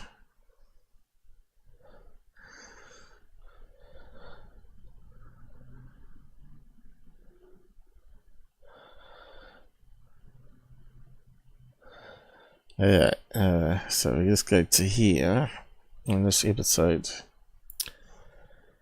where we covered it. Did their homework and consulted members of his neighborhood. He also participated in research involving materials not of this world. Tim Taylor, a NASA veteran, reportedly placed a medal from a galaxy 50 million light years away in his hand, and they waited for any reaction. Okay, so this is a story that Bledsoe keeps telling. And it's also mentioned on that vetted video that we just skimmed through, but I must have missed that bit. Yeah, this is the original story here. And they got something they had never seen before. Taylor reportedly told him he had never seen anything like it. So, anyone heard of this Taylor guy? I hope it's not related to Travis Taylor, because then that would be highly suspect. Could be his brother, isn't it? Yeah, it could be too. See if we can find information on this guy. So I'm always on point, aren't I? Yes. I don't see it. So there's a lot more to the story too. Apparently, after Bledsoe put it in each hand or something, started doing something. And he tried it with all the family members, and I think it only worked on Chris. And he said that proves that you've been into space or something with the aliens. Which is absolute nonsense. So apparently he turned it into a product. And Chris Bledsoe's trying to sue him for money, saying he wants to know how much of his involvement managed to help him get the new invention working. So yeah, I don't know. Tim Taylor and 2 bits of metal. I don't know if we can find that anymore since then. But we know he's a NASA contractor, not actually full-time employee, using his credentials wrongly. Tim Taylor, what did he invent? Contractor for NASA. Let's see what comes up. Okay. AI knows about it. Okay, former. Okay, that's what I found out too. So he's not even with NASA. Holds numerous patents, primarily for surgical instruments. Specifically expandable cannulae. So that's like those little springs, right? Like springs that can crush down and then release, and then they ping into the shape each time and keep the shape. Spinal surgery. He did not invent a single widely recognized contractor device. What don't type in? Yeah, I should have said for NASA. You can see where AI can get it wrong too, right? Tim Taylor's inventions and career. So it's all surgical, by the sounds of it. Nothing to do with UFO detection or anything like that. Such as expandable, blah blah blah. What else? NASA career. He began his career at NASA and was part of Space Shuttle Challenger investigation. His final true position was the space program was a senior project engineer at Kennedy Space Center working on International Space Station program. So he must have left then. Entrepreneur. After his time at NASA, he began an entrepreneur and founded several successful businesses. That's what I found out too. And we didn't have AI back then. Related to gene therapy and immunology. Immunology, as well as a surgical device company. He wrote a book, Launched Forever. So how would that be related to two medals that you gave Bledsoe? Is he claiming he got his hands on some crashed material from Area 51, arts parts, and invented these devices for surgery? Gene therapy.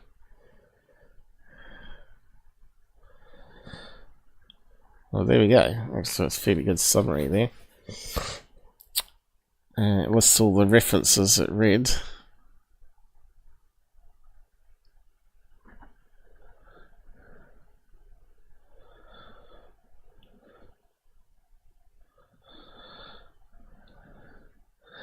Did he work for MUFON at some stage too, did he? Oh no, let's just look at a presentation. I thought that was a card, you know, that MUFON has.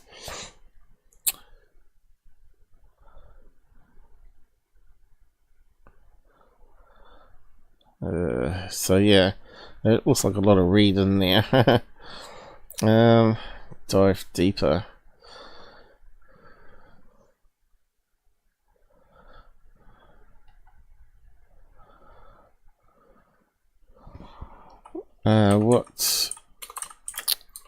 Let's see. What was damn thing? What was the two metals Bledsoe claimed Tim bought and tested on him?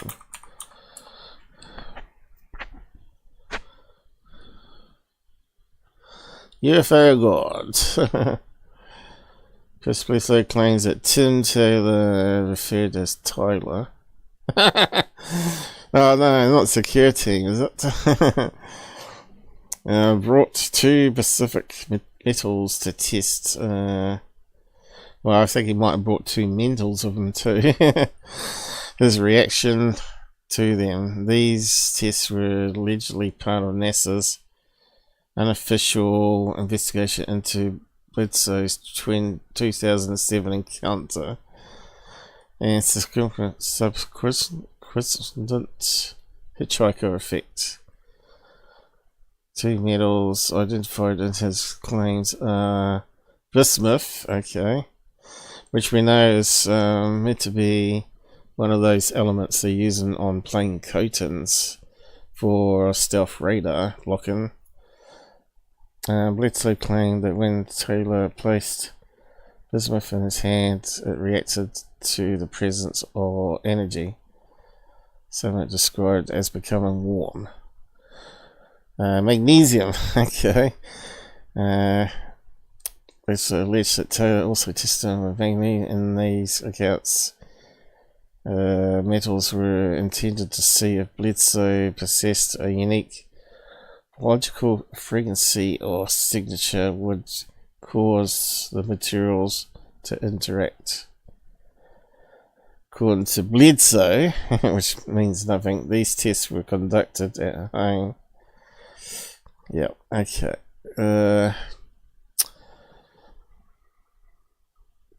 Can bismuth get warm in anyone's hand?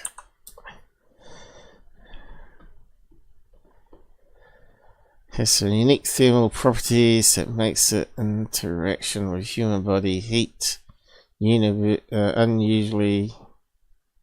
unusual compared to most other metals. Okay, so everybody's reacted to it. Well, almost any object will eventually warm up to match your body heat temperature. If held long enough, bismuth specific characteristics can make this sensation more noticeable or strange. So it sounds like a party trick, doesn't it? Extremely low thermal conductivity. Bismuth has one of the lowest conductivities of metal. The cold effect. Most metals feel very cold when you first touch them because they rapidly steal heat from your hand. The bismuth difference, because bismuth is such a poor conductor, it does not pull heat away from your skin quickly. This can make it feel warmer or more neutral to the touch immediately rather than having a sharp metal chill. So of course everybody has different heat from the hands too. Like my hands get really warm, right? People always talk about my hands like radiating heat. Maybe because I grew up with the hands being in the cold winter when I was working and stuff, right? But yeah, so Chris might be the same. Like wasn't he a carpenter or something? He may have hands that he was getting cold a lot, so he gave off more heat. So the bismuth would have got hotter. But then the magnesium. Let's see. Let's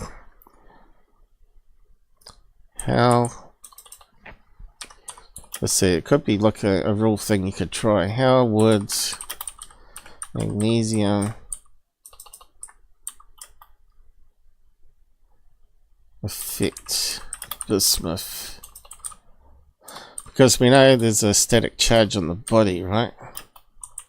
Static charge. Let's see. In scientific and industrial contexts, the interaction between magnesium and bismuth is primarily characterized by chemical and electrochemical processes rather than static charge effects. However, if they were used together in the manner described in Chris Bledsoe's claim, the specific physical properties would create distinct interactions. Magnesium and bismuth have a strong chemical affinity for each other. When they are in contact under certain conditions like high heat or in a solution, they naturally react to form magnesium bismuthide. Stability. This compound is highly stable and is often used in development of next generation batteries. Expansion. The formation of magnesium by 2 from pure bismuth involves a significant volume expansion of up to 200%. Blah blah blah. Electrochemical static interaction. Well, not a static electricity in the way a balloon sticks to here. The two metals have a significant potential difference which creates an electrochemical reaction. Anode versus cathode. Magnesium is highly electrosensitive. Is it? Positive. Give it up electrons. Okay. So it sounds like an experiment you could do, right? So what would it do? Heat up even more. So maybe it's going through the skin, because certain people have high conductivity on the skin itself. You know, those ones that can touch high voltage. Certain people can have that ability, right? So the magnesium would be transferring electrons to the bismuth on the other hand. It's very interesting. And I think it's a real thing. Some sort of party trick, right? And he knew that would make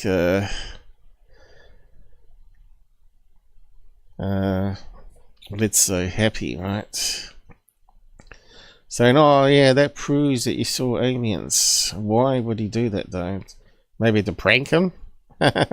Possible. Anyway. That's interesting. What do you think out there? Anybody awake? 7 watching still, and we haven't got over 10 today. I'm not sure what happened to Liz, I mean.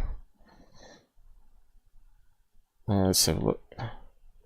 Maybe she said she can't make it today. Alright, we got a message here. Lisa, I hope you're feeling better. My weekend has been shot to hell. I may have to watch later. Okay. Okay. At least some people actually do reply. I hate people that you send messages to never reply to you. Really annoying. Anyway. I think you might like this episode though.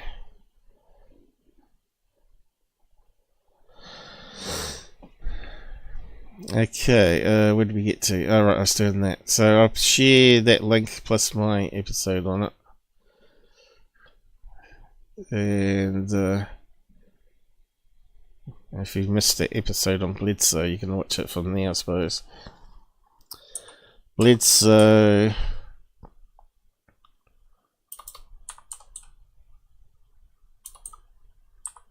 Oh.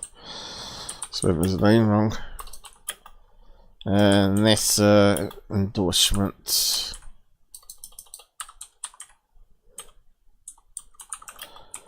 Is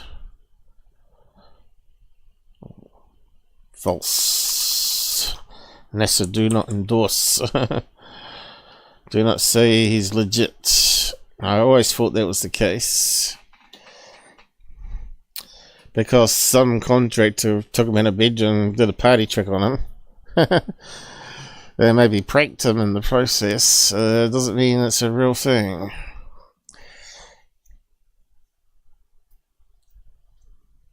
Okay. We suddenly got more on YouTube. Maybe she's watching in the background. Liz. Yep, close that one.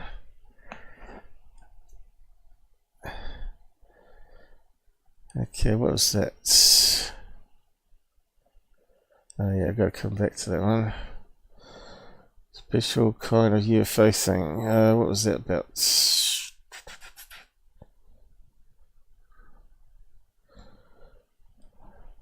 I'll just have a look. Did their homework and consulted members. Alright, it's the same video. It's just I was playing it embedded instead of on the link. Okay. We're done with that. Yeah, so Corey Goode. Basically he sued everybody in existence. Anyone that sort of outed him he sued, including Steve Cambion. And apparently he's just lost them all. And anyone that puts false claims on other YouTube channels ends up getting the strike back on their channel, apparently. But yeah, as Steve Cambion says down here, Corey Goode made false statements in YouTube legal filings, and I didn't steal the videos. He doesn't own the disposition videos. Now the fraudulent strike reverts to his own YouTube channel.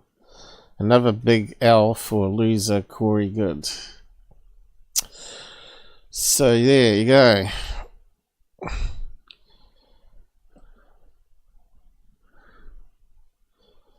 So those court ones that someone sent, which is a bit unfortunate that Stephen Cambion deleted them off.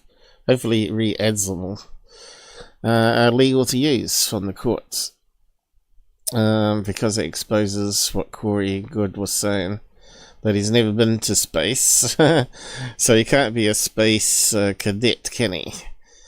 And he said, oh, I was meaning it was astro prediction, which is just iffy wishiness, and there's no way to prove that.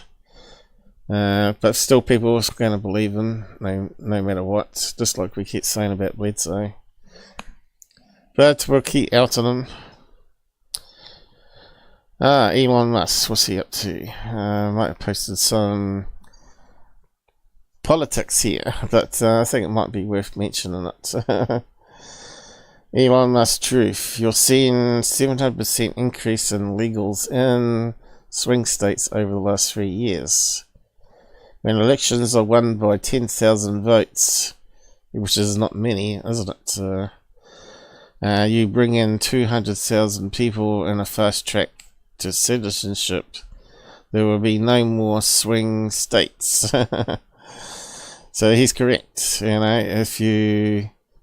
They just proves that they were rigging the elections, right? And that's what Biden was trying to do for the next 4 years, but unfortunately, enough people, wise people in America, woke up finally and voted against Kamala. Nailed it. Okay, some people have seen this, but I thought this one's so true too. It's just like they have to blame Trump for everything, right? I've got you. Where? Shark trying to eat a baby swimming. Trump stars sharks. Trump stars sharks. And that's right. If Trump cured cancer, they'll say something negative about that too and whatnot, right? What's this one? Classified captures. Alright, that's some videos we've got to look at. Okay, we might be getting close to it now. So we might just do the first one here from John. So he did a FOIA request on the JetPackMan a while ago, didn't he? One of the most laughable redactions I've ever received. I wasn't sure what he was meaning here, because it wasn't very well explained. But behold, a video of a JetPackMan as it was just released by FBI and sent to Blackvault case, blah blah blah blah. So we might be able to remember this one. I think it was years ago. I'll just make it full screen.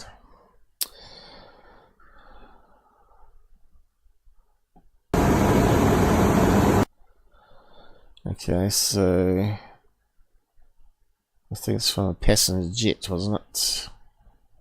Somewhere near LA, was it?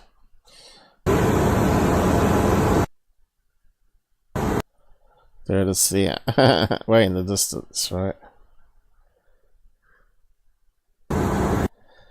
And what they've done is, I thought this is the full HD video. Kind of looks like one of those Chinese spy balloons, right? But it turns out that circular object, which they shouldn't have never used for a balloon video, is actually meant to be hiding half the object. So that's what he means by redacted, right? I thought, oh right, that looks like a Chinese spy balloon with solar panels underneath, right? That's why they redacted it, because kind of strange, you know, why they'd do that if it wasn't like secret military drone that they knew about. So what's funny is if you go down here,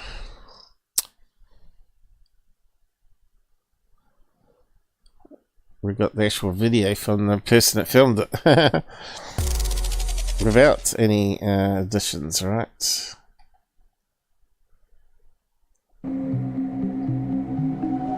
It's got stupid music. It's on YouTube, is it? Okay. Let's go to YouTube and mute that sucker. So let's say it's a JetPackMan. I'm saying I analysed this one ages ago.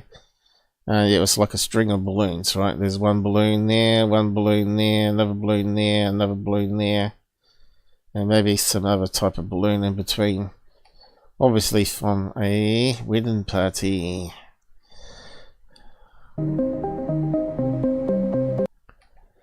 Ding dong, ding dong. Good picture of a ship going by.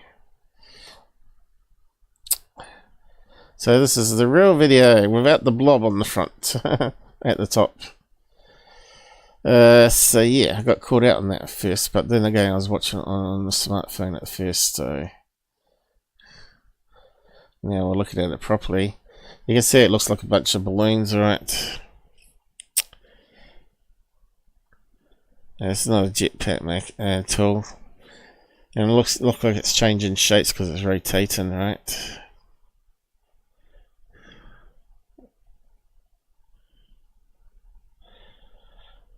You can see it's a bunch of balloons. Now, not to be mixed up, there was one video of a jetpack user that flew along not so high up along an airport runway, but this wasn't the video.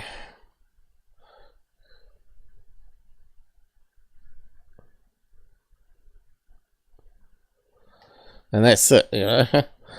Plane got too far away, they couldn't swim it enough. So yeah, John's mocking FBI, basically saying they're idiots. And I said it was always balloons, no jet back there.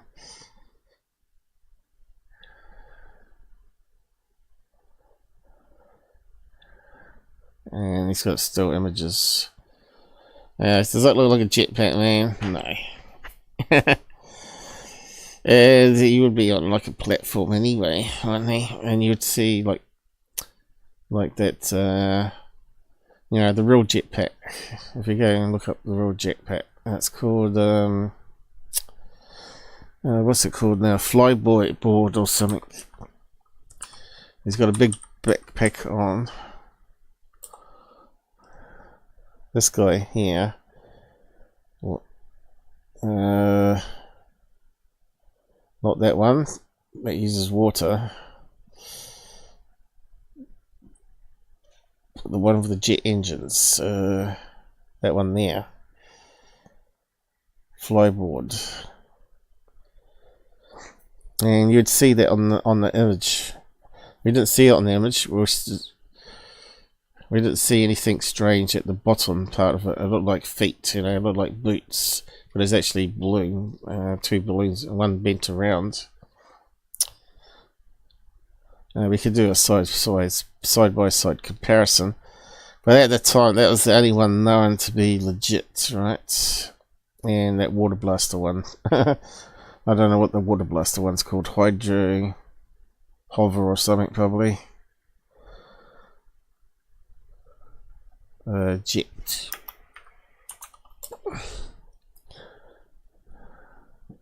No, still putting those ones up.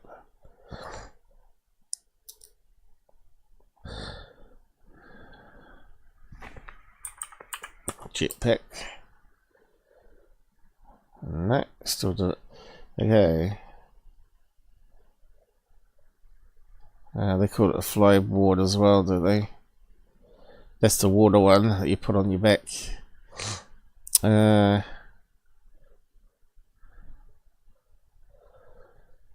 using the same damn name. Let's click on that. There we go, I've got some images for that one then. And of course, you have to have a big backpack here, not further up, with all the jet fuel in it. So that means you can't use it for military unless you've got a bulletproof tank. Somehow. I suppose it's possible. Risky though. But robots, just add that to a robot or have a robot step on it and control it with bulletproof tank. Yeah, it makes you wonder what the future weapons are going to be like. Yeah, there's a side view of a jetpack, man. Have we got the other one? It's going to be a bit tricky to do it though.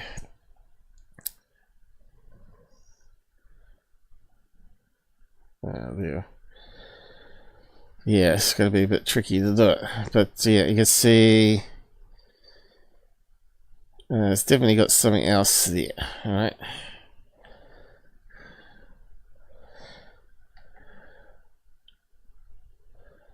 I know it's pixelated, but it needs some extra processing. And when I did it, I'm not sure what episode is in when I looked at this one, but you can see it's definitely like a circular object there. It doesn't look like a knee joint. And that one there might not be a circular one. That might be,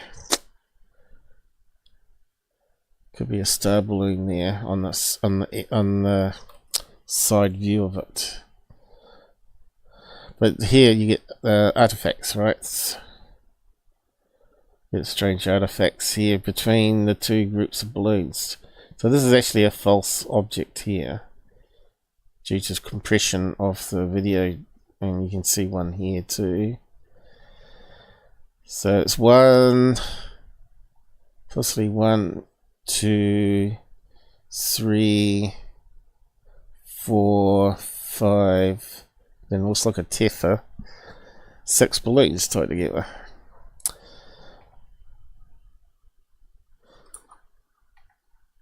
Why would it go back out?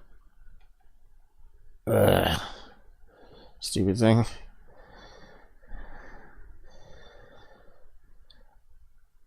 Anyway, we won't bother too much on that one.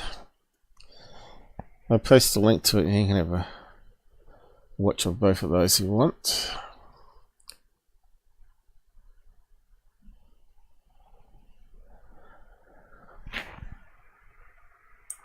FOIA.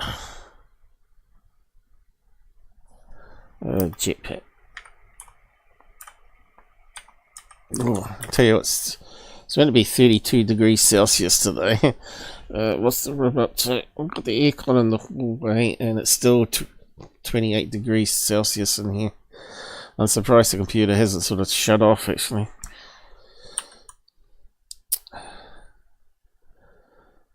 Here we go for time. Must be over 2 hours by now. 2 hours, 10 minutes. Okay. On to the next topic. I thought I had all those tabs in the right order, but yeah, it's a bit of a mess today, hasn't it? Here we go. Is it going to go close? Yep. Open again. Is it going to stay? Yes. Stay.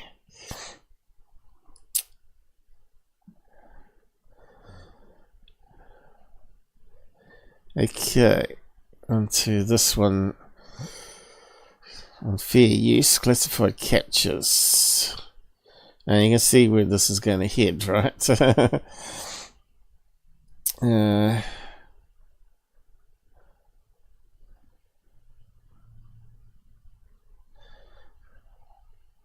New disturbing viral videos. I suppose if you'd like to be entertained and by fakes, AI now probably, this is the channel. Ocean trips when he experienced. Okay, so this one's talking about this strange image here. Let's just scroll back a wee bit.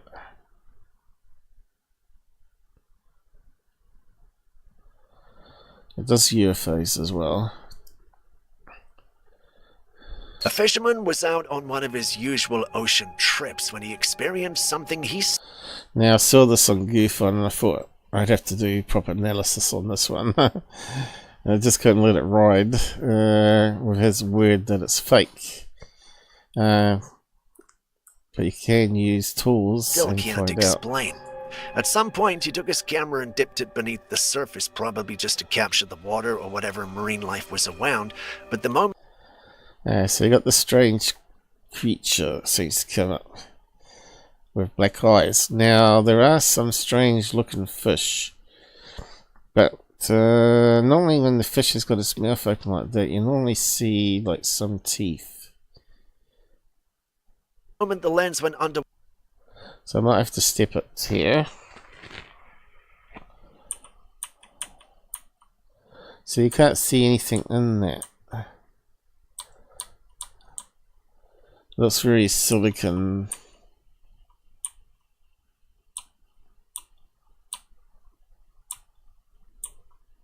Looks like could even be a reflection of the lens of a diver behind there. Wearing a silicon mask over top, right?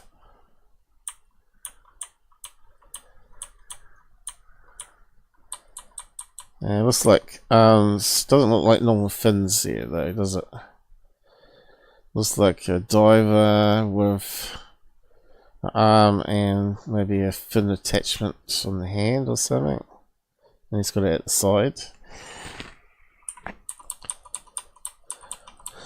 So Gearfon is probably right. It is possibly fake.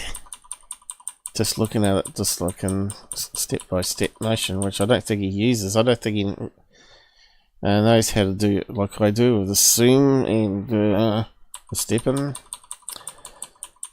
That's why there's real UFO analysis people and those that grift with a UFO channel. Okay, so you can do some searches on that. So you can type in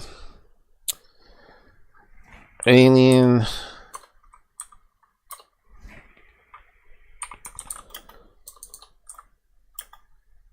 looking fish. Alright, let's see what comes up. And sure enough, there's real examples of stuff that looks similar, but could be fake, of course. So that looks legit. Yeah, that one looks legit. This one looks a bit iffy, but I don't know. This one here. But there are puffish fish that do puff up like that. That one there looks like a prehistoric fish, but I think that one's legit too. And that one I don't know. I reckon they're legit, so that must be a legit one. So we have a look at these. So there are fish that do look really strange indeed, but, and that's a really strange one. Almost looks like plastic. It looks like something you'd have in a artificial fish tank for your house, right? Something from China. So let's have a look at that one.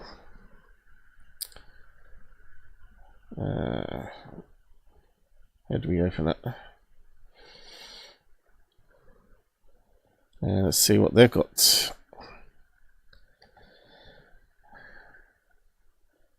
Yep, jelly type fish. Send that one to Corbell.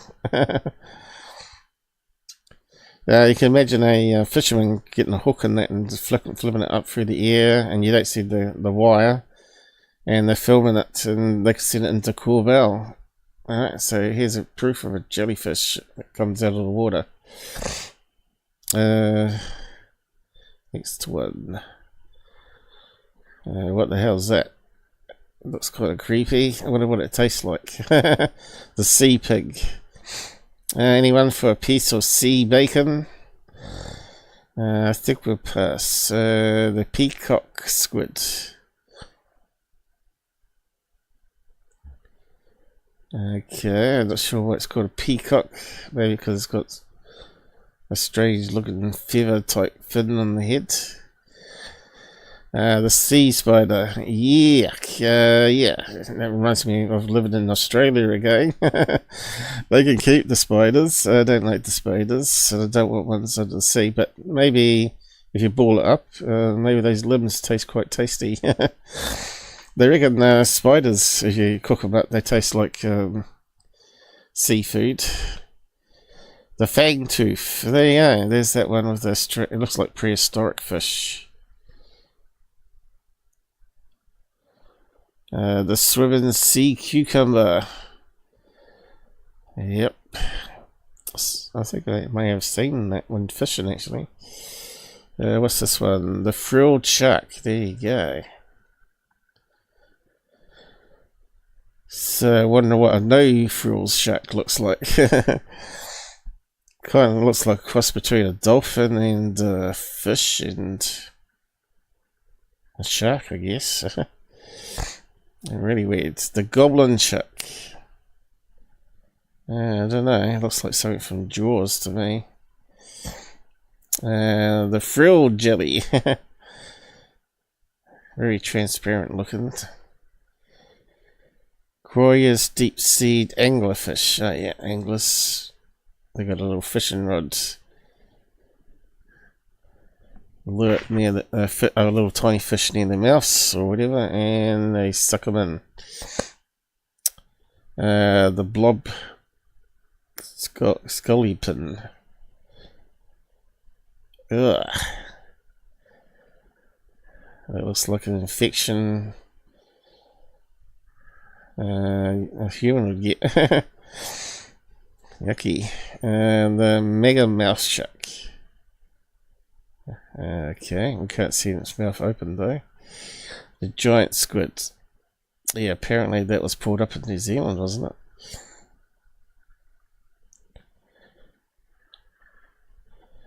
The Dumbo octopus. Very strange looking. Kind of looks, I would have called it the pug. The pug dog octopus, because it looks like a pug dog with little tiny ears.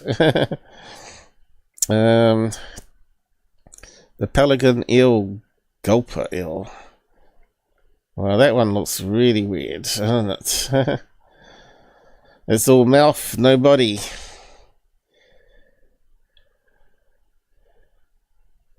They should call that the Newsom fish from California.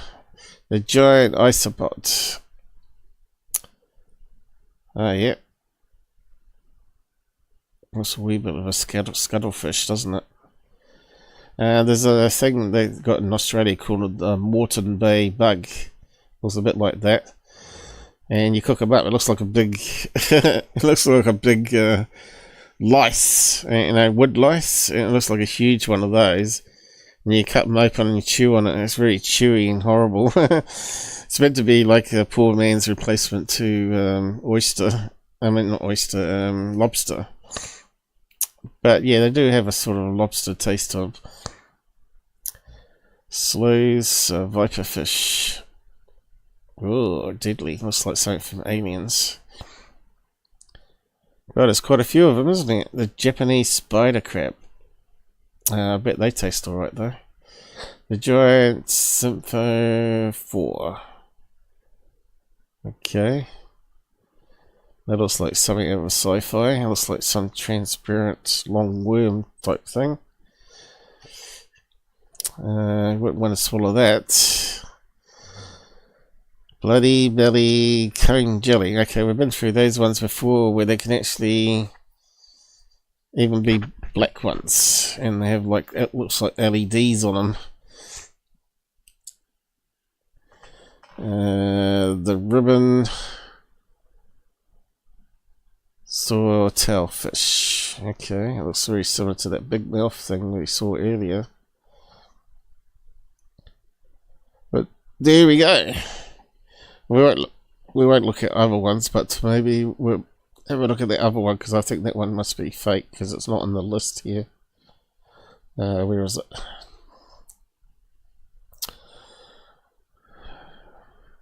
This one here. What the hell is that one?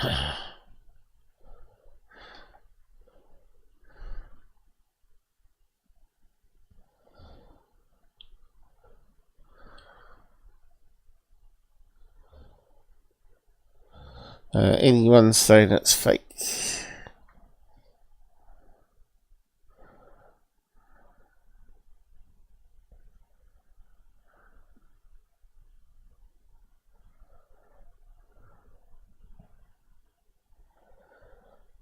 Okay. What's that? The guy that's meant to be an expert. Let's see where it goes.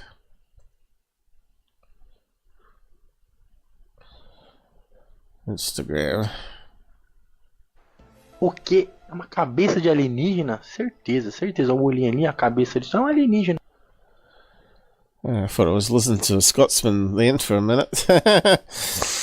Yeah, I don't know what language that is.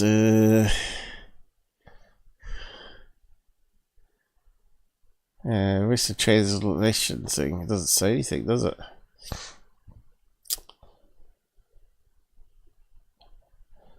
So it could be a legit thing, I don't know.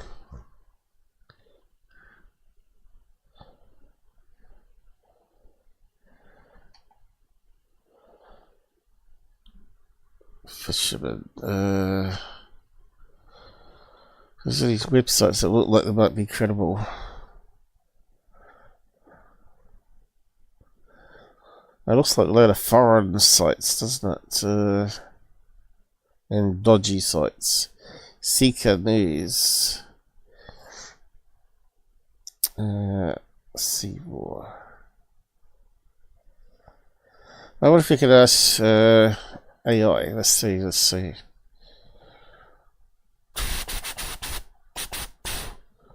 Copy image. Copy image. Okay. Let's go there. AI. What's it doing? Right, let's look into it. Deep sea environments host some of the most unusual fish. Barreled-eyed fish, often called spockfish. It features a completely transparent dome-shaped forehead. Okay, that's a strange looking one, isn't it? That wasn't in the top 20 either, was it? Okay, this one it looks like the black-eyed thing slightly, but not. It's got to be this thing looking forward. So it's not that one. The shark.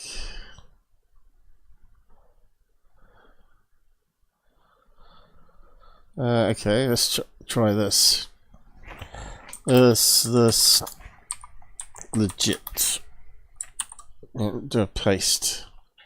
Let's see what happens. Did it work? Yeah. Oh god, it goes on forever. Well, how come it didn't paste it?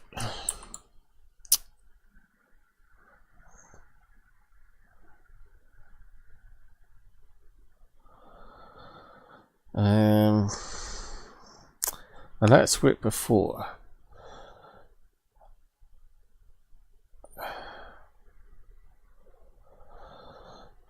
Okay, we haven't got an image of it though, have we? Let's go back to all. Let's copy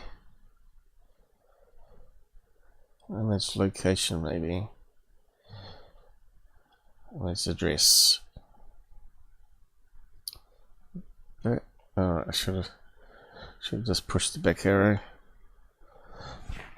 This legit.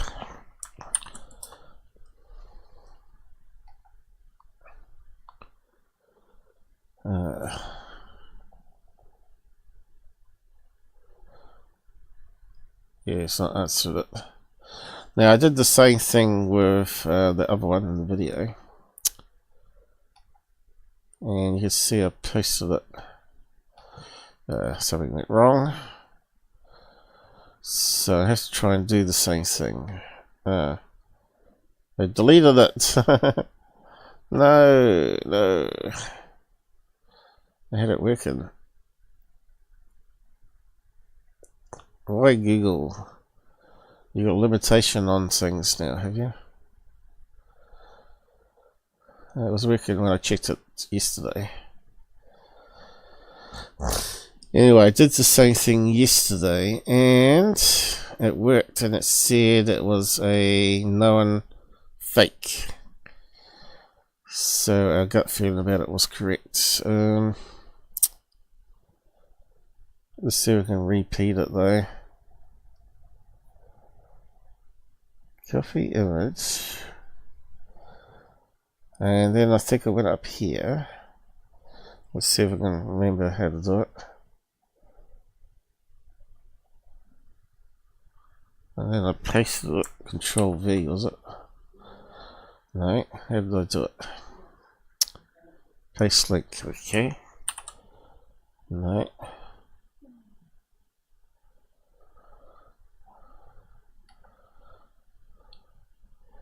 Damn it. Okay, let's try copy image again. And go up here. And then paste. Why is it not in the list? I did it the other day. I'm not sure how I did it now. No.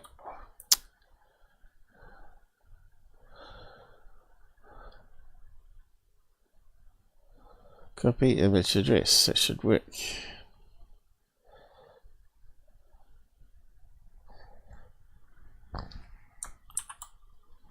Okay, this time. And then I went AI mode, like so. Okay, it's there. Okay, the creature is likely a smooth lumpfish. There you go. The deep sea fish was caught by Russian fishermen. Appearance. So let's do a search on lumpfish. Go back all.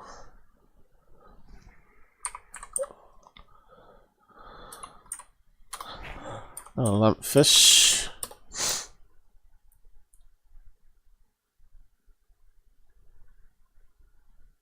Here we go. So, images. No. Damn. Let's start again. Do it properly. So it hasn't got AI. Lumpfish. We just want some images of other lumpfish. Images. Okay. Which looks like a puffer fish, doesn't it? But how did it get so big?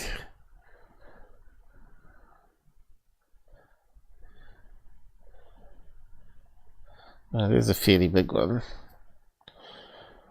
Yeah, it kind of looks like it in the face, doesn't it?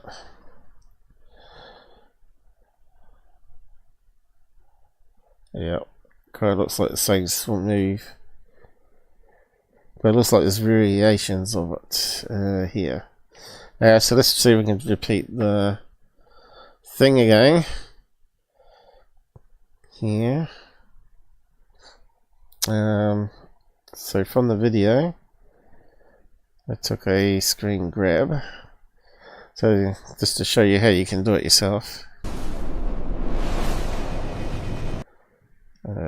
Where's it gone?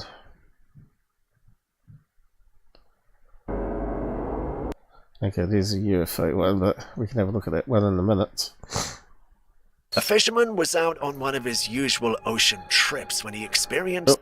Oh, okay, look, get that. So we've got a step frame with the cursor, the comma key, and the cursor, the other one next to it, whatever it is. A dot key, is it?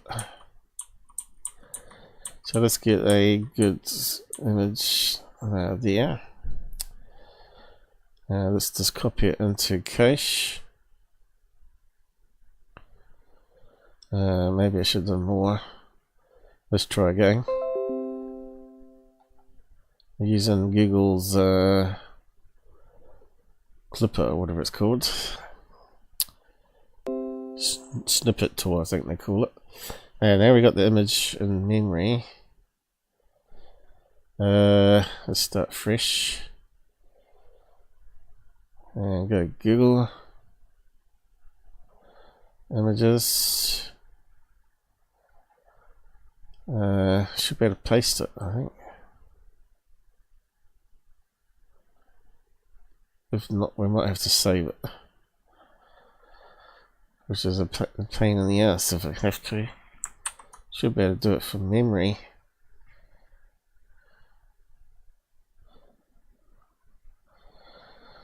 Looks like it's not going to let us do it. Okay, so I have to save it from the snip tool.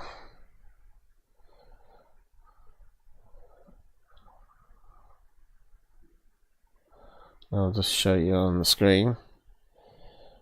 On the other screen it normally comes up. It's called Snip and Sketch, and then you can save it. Save it. That one there.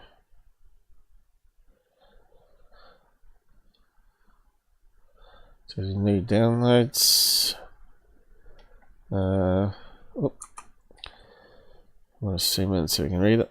Yep, screen snapshot JPEG, that'll do it. And then we can put that back on the other screen.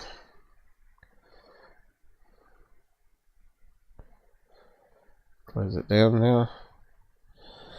Okay, so now we should be able to load one. Drag or click here. I'm pretty sure I used paste from memory though. I'm not sure how I did it. But this always works. Do it the hard way.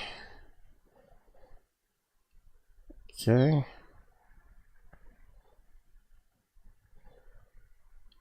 And then you can go AI mode on it. There's the image. And this is why we can use the new AI tools. This image is still from a popular and distribution internet memo known as the Albion fish, or I'm a Albion. I live in Albania. It's widely circulated online in various meme forms. Well, video features saying that's not what it came up with last time. Creepy black eyes. Okay, I think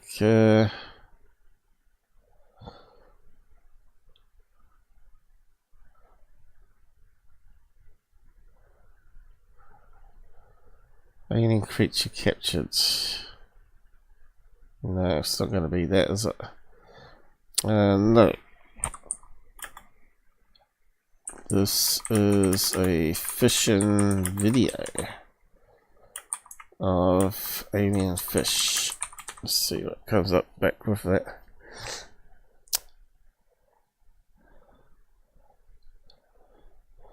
I never had this problem when I did it first time.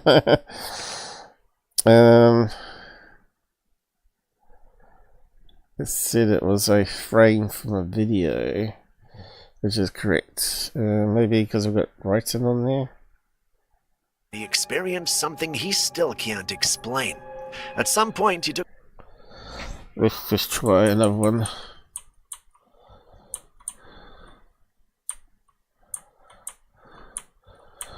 Unless the first response was correct and they just put it into a fish movie. I don't think so. It's funny how you can repeat things and never get it the same.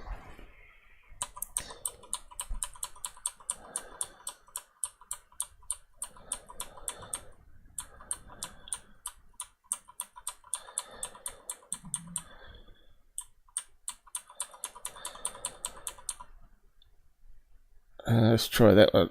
Has it got more of the body? Yeah, it has, isn't it? Let's do a bigger snip.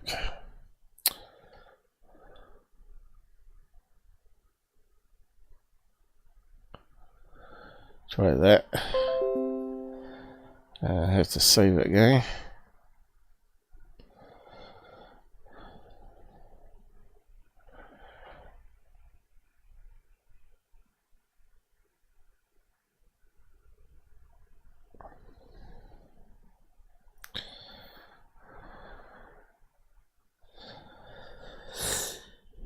Okay, let's just repeat it again.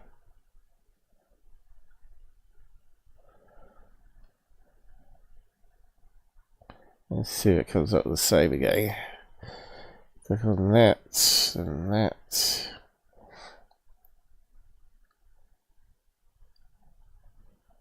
Scroll down and the bigger one.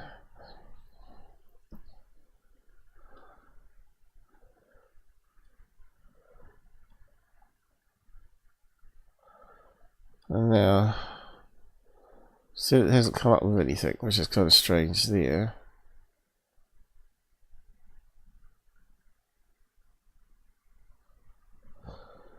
AI mode.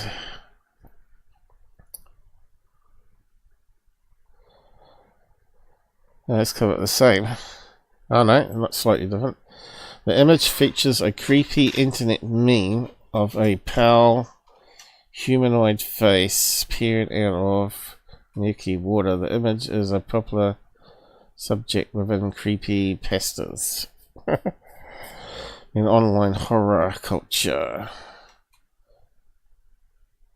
No, it's not those ones, is it? It looks like it's got it wrong.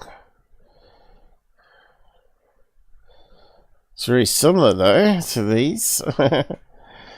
So maybe that's what they used. Oh right, here we go. Oh my god. The best mermaid capture event ever.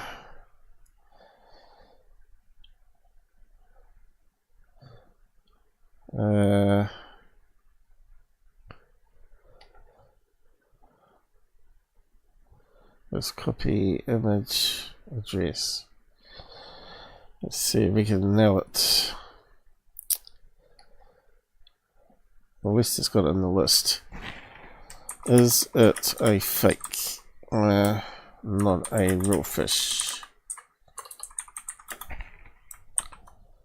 Let's see what if it handles that. I don't know.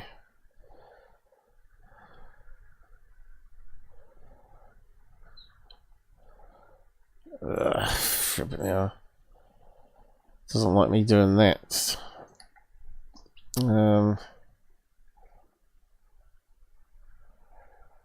Dataset. Where was it?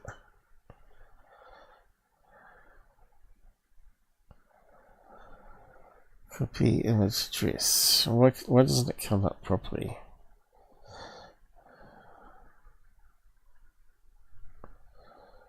It's there. Why can't it access it itself?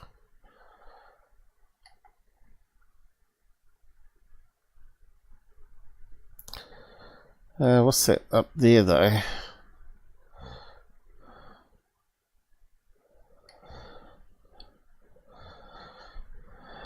Anyway, it sounds like it's a hoax. But yeah, when I first did it, it said it was. Yeah, and it actually said it wasn't a fish and everything. Is it fake? Yeah, I didn't know, so did it.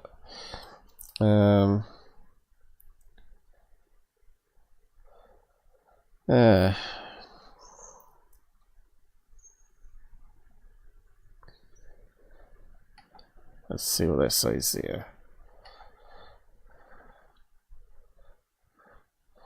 They call it a mermaid.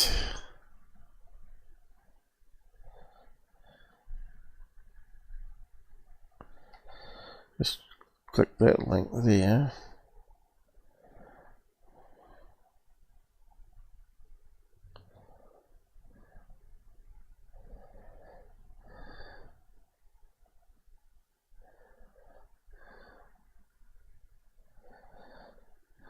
So we got some more footage there too. I don't know. Comments are turned off, is it? Let's try this one. Is this a real fish? I just have to give up and move on.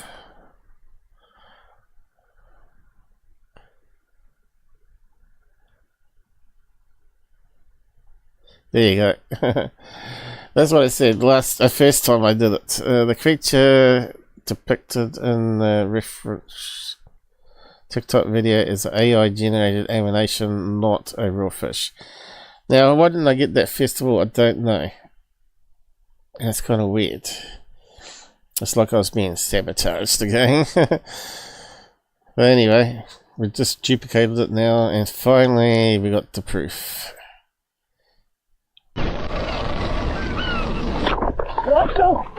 Yeah, it's exactly the same video. Yay, we proved it. But he's got something else after this one, so let's have a quick look at this UFO video he's got and have my say on it. How we do for time? We still got an hour, and we got people watching still. Who's out there? Who's alive?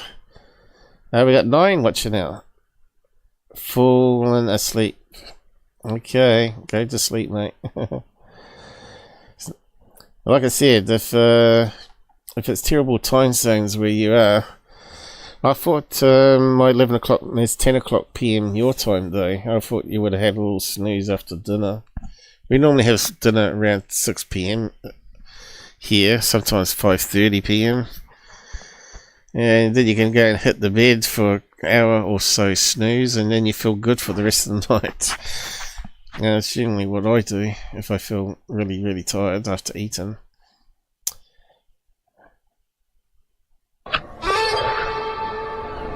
So I hate channels like this that I didn't even bother putting in some investigation like I did there, even though it took a bit longer this time. They could say, "Yep, this is actually a fake, guys," but they should show it to you and then say it's a fake, right? We still want. See, they're so short, these clips. They run into each other. He doesn't add anything much to them. Blinking lights and no structure you would normally expect from a craft. What really Okay, so this video here, it's only a few seconds long. unsettles people is how controlled the movement of... Now, it looks like something rotating, drifting with the air current, right? And it's being now pushed by the, what do you call it? The flow over the wings of the aircraft as it's approaching, or the, what they call the thing at the front. Creates like a, like ships do it as well. They create a compression wave out the front, and things flip off it. Now, what is it? Good question. So let's step it and have a look, see if we can identify it.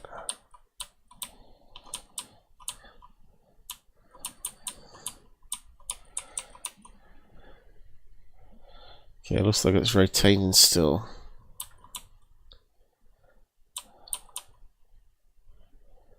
Okay, looks like it might be changing shapes, but you've got to be careful of motion blur here. It looks like a shopping bag at the moment, and that's a loop on the bag. There's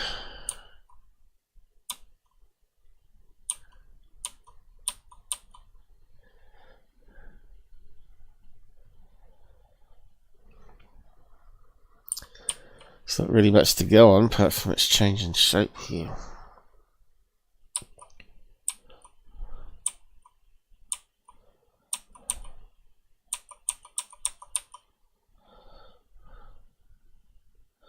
Does look like a white shopping bag, doesn't it? The 2 handles at the top there, it's really washed out. Where's it gone? Zoomed in too much.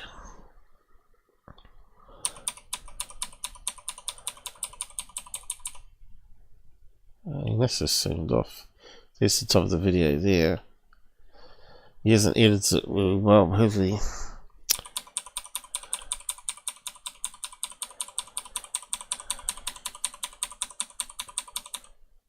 Okay. This object... Okay, let's have a look at this one.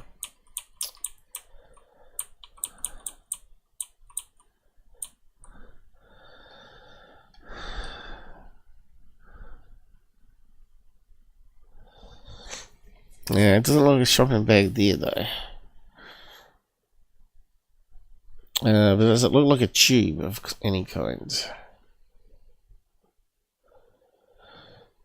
Not really. But yeah, it does look like it's bending upwards there, a wee bit, crimpled. Could it still be a shopping bag? Looks like it's changing shape continuously a little bit. And then it looks like it's rotating.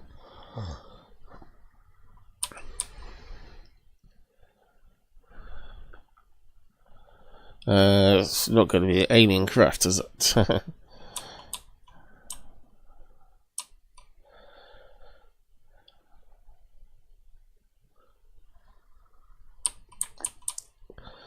I got a feeling it might be like a number 1 Milo balloon. And it's what it kind of looks like a wee bit.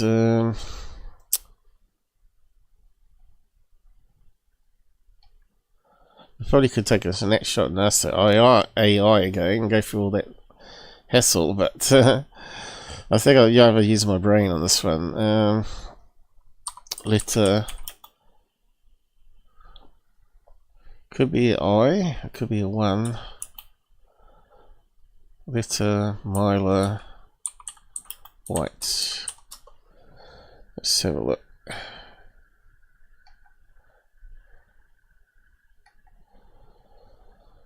Yeah, so yes, lots of possibilities here. Look at this thing, it looks very much like that.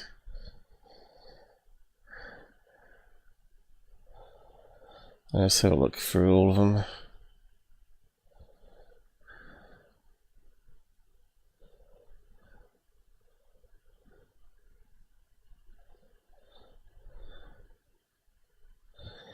Could well be, you know, a little one. Could be silver, could be white.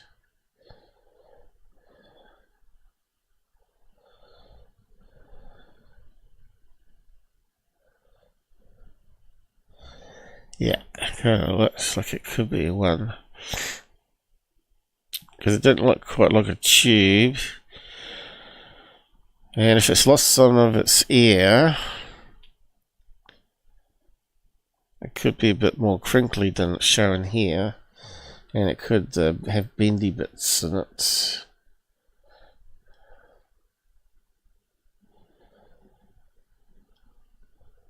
What else could it be?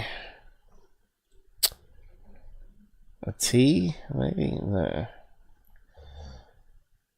I don't know. Number 1 or I balloon?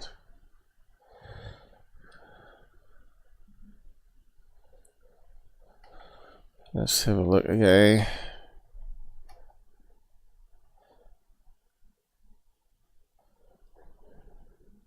Let's strip it.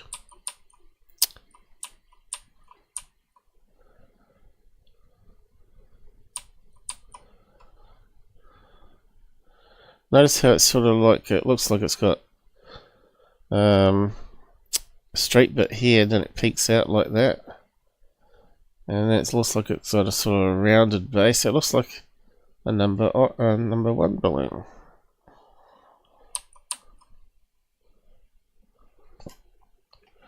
So that's what that one is, I think. Blips once with precision and then fires away as if it has its own propulsion system.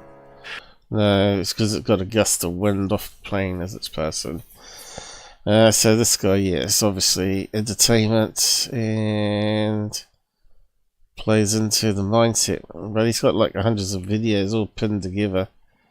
Not sure how many episodes a week he does. Probably does 1, probably. I'll post a link to it if you want to watch his channel. You might find it interesting.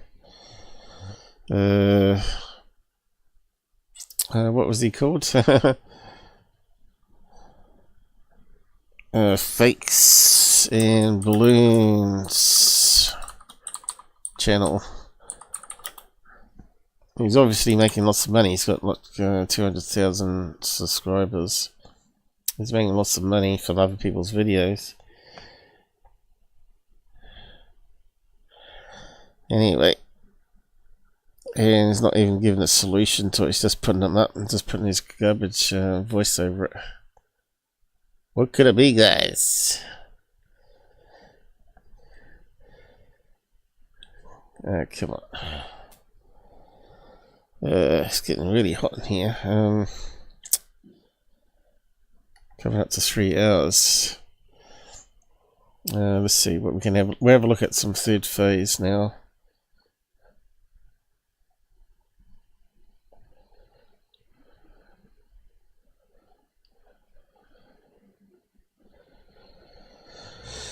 Third phase. Okay, let's see what garbage. I know they keep putting up so much we don't keep up with them, but they keep recycling stuff too. Yeah, what do we got? UFO bombshell, the truth about aliens. Finally, someone's got the truth. Why aren't they at the hearings? Member only. Yeah. Didn't see that. Where does it say it? Member only. Down there. So we can't look at that bullshit. Okay, the Landon massive mothership. Okay, let's have a look at this bullshit. Third phase or fake. Is Blake Cousins here with my brother Brent? Okay, we looked at this one last weekend. So what are they saying about this one? The moon. You've got the Cousins brothers, and we've got the great. You got the cousins. It's crazy. I want my cousin. Yes, the UFO videos just in. Let me tell you. And it's got greasy fingers on the lens. Oh, yeah, it's going to be a wild ride. Buckle up, everybody. Yeah, I still think it's a drone with LED on it. A silent drone. Okay, let's move on. We're just going to talk shit about that one.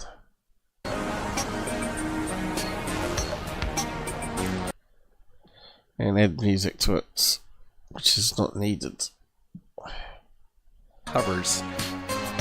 He makes a statement. He says his car was running, but you could not hear a thing. Yeah. So the car noise would even mask the sound. Yeah, on to the next one. Over multiple states, and people were in shock. This was. Looks like it's deformed aspect ratio here. I don't think a car is squashed into wool like that. It's on a fisheye lens, so we've got to keep that in perspective here. Captured by a ring cam. Let's roll it a few more times. A ring camera, there we go. Okay, so what happened there? Meteorite. Looks like it's time-lapsed.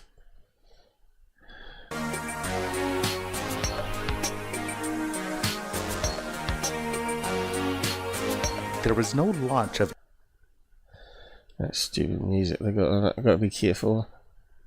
Any SpaceX in that region, so definitely we're going to rule that out. But is it just the sun coming up through the clouds? It's the intensity.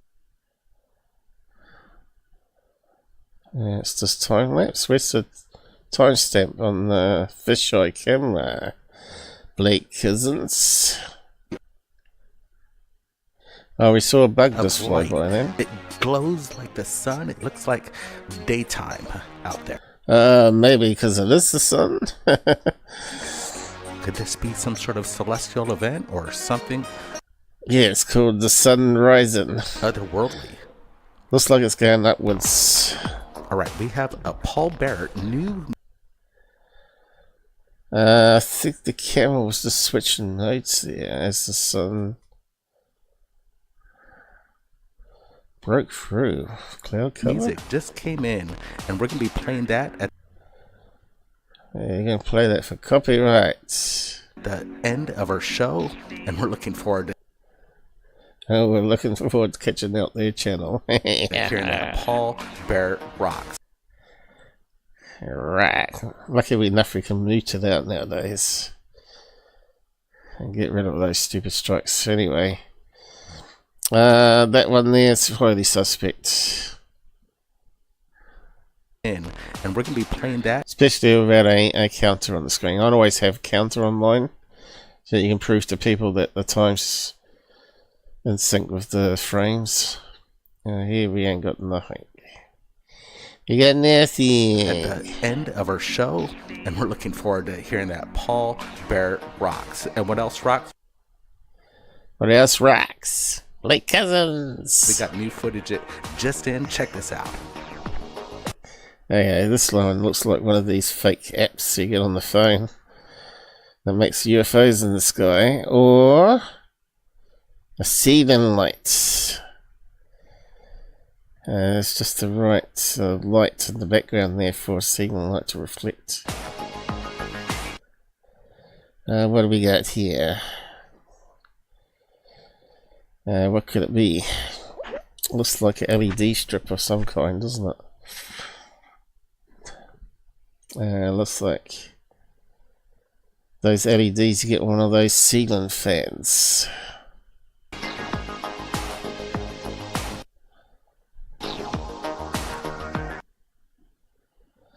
Okay, so there's another spot of light there.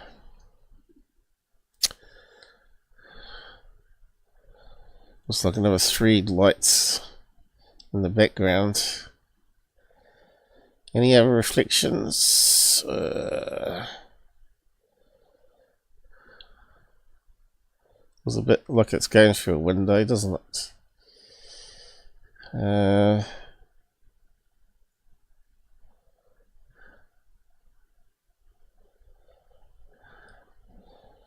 Just trying to look for any mistakes.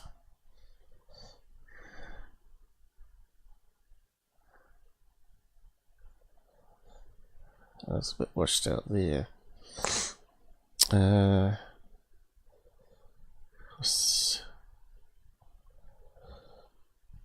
can't really see any other reflections to say it is through a window, but it does look like it.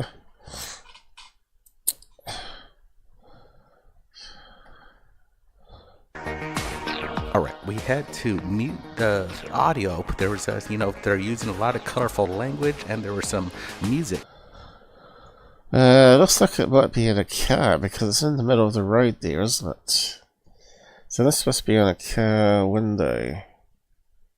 Playing in the background, but the best if we had to listen to the audio, we might be able to tell if it's inside a car. Part is we're looking at an intense UFO sighting, guys. What is this? Looks like it's on a mobile phone. An array. So a strip light inside the car, maybe, rather than being a house with a kitchen fan or whatever. Let's see, strip lights. Let's see, circular. Of course, they never do any investigation, right? Lead strip lights for car.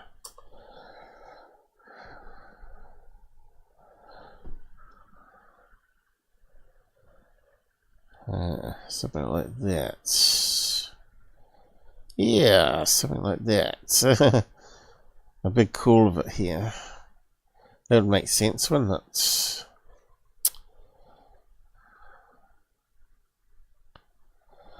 Yeah, it's got little square boxes, right, on that one. Looks very similar to the image.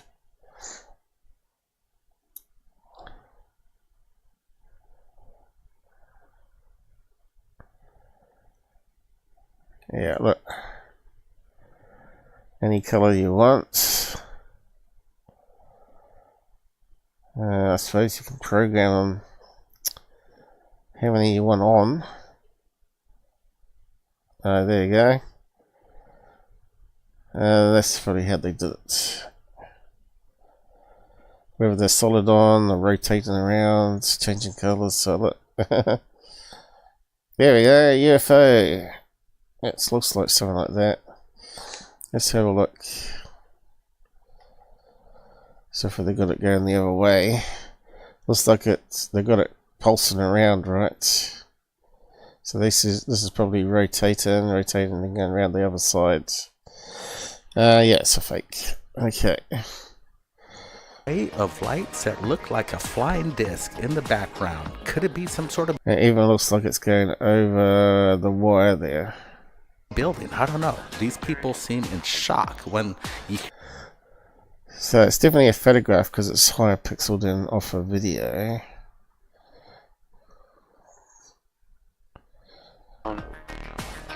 It like stops nearly. But it's like it's checking things out. It's actually routinely going and checking things like it was a bug.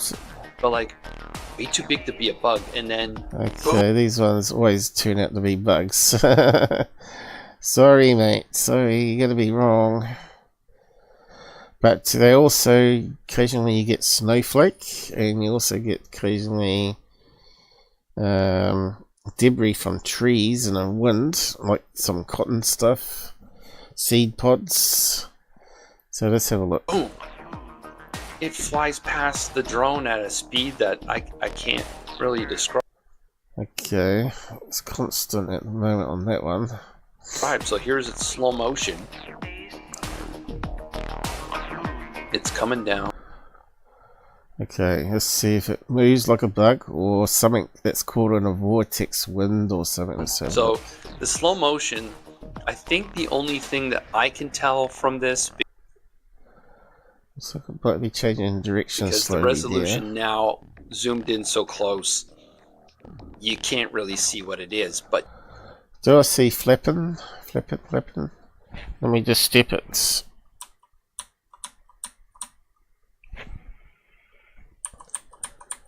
Oh God, what's going on here?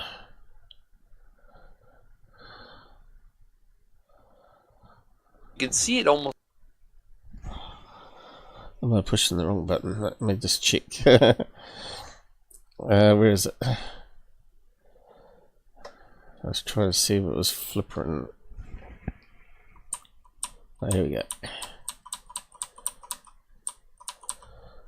They got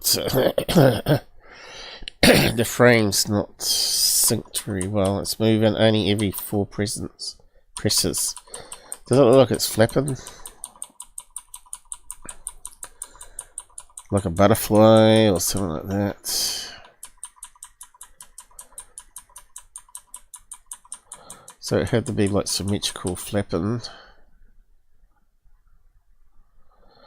So that really low quality video going.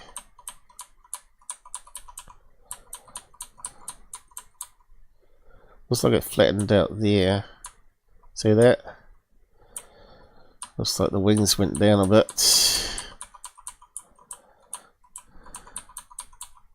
Then the wings are going up. It's really poor quality though. So the wings are going up and down, up and down, up and down, pushing it along. Past the drone that fast. I've seen birds while I'm out there. It's probably a butterfly. Try to avoid them at all costs because I'm there for you know, protecting the environment and conservation and stuff like that too. So what is this thing? Hey, so it looks like it's bending naturally, like an insect or a bird would though.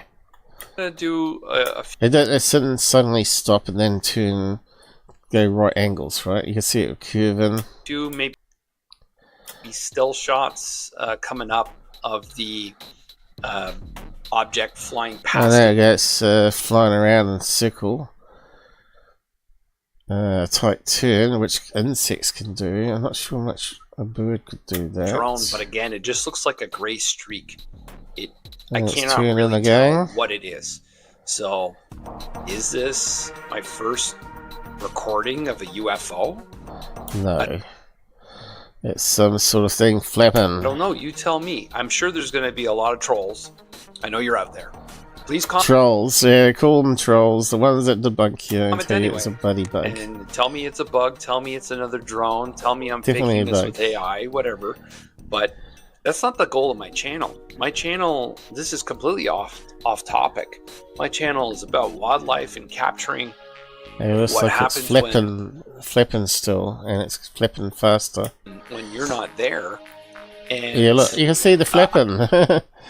It could be a bird with some tight turns there. Might be hunting. Garbage. What do you think, guys? Are you still alive out there? Have we got still constant 8? Oh yeah, still got 8.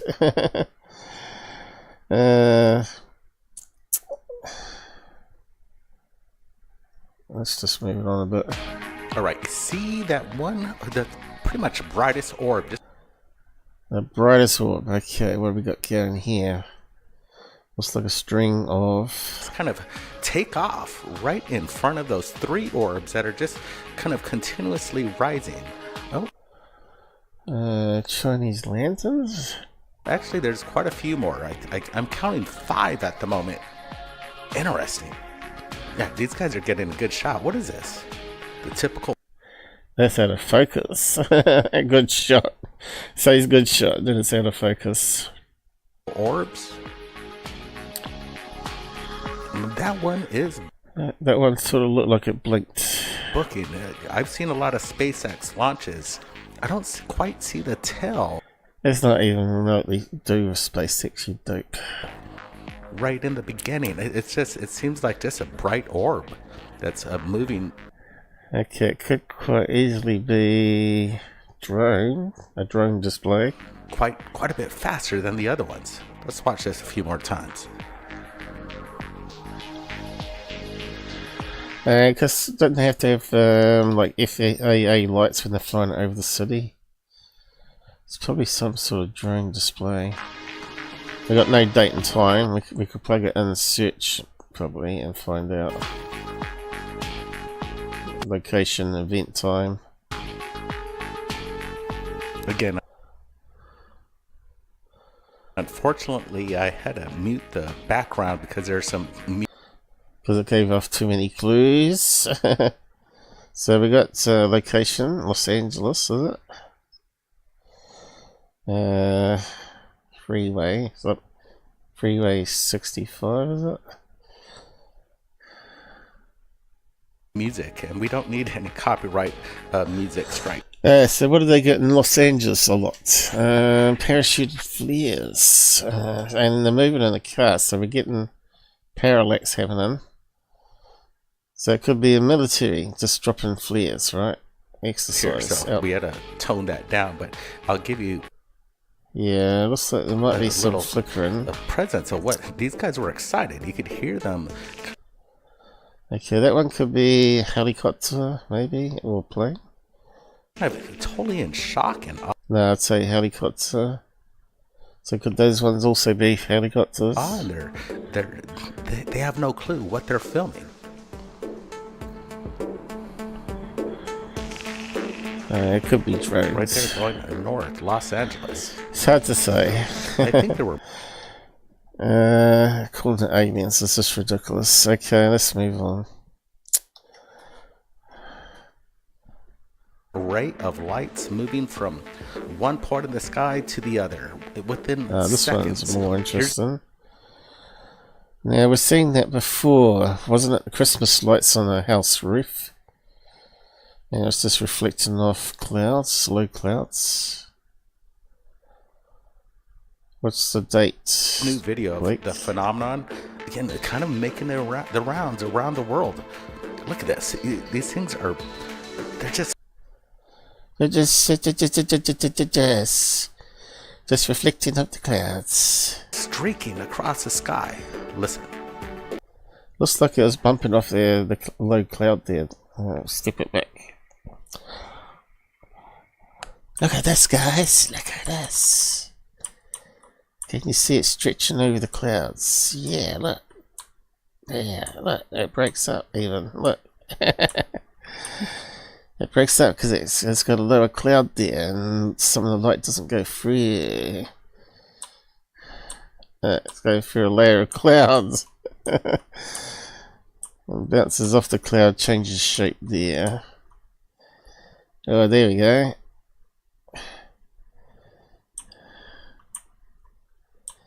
Let's go through a power line there.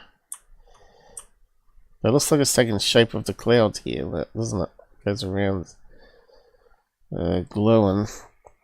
It's a bit hard to tell whether though. Looks like it's illuminating the cloud to me. And it's gone there.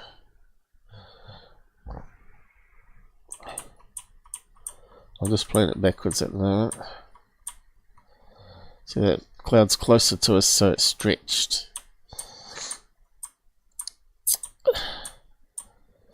Be some sort of like Christmas decoration lights aimed at the sky.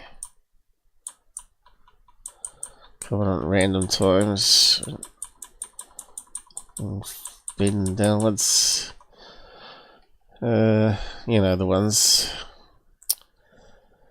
Spotlights, Xmas, spotlights.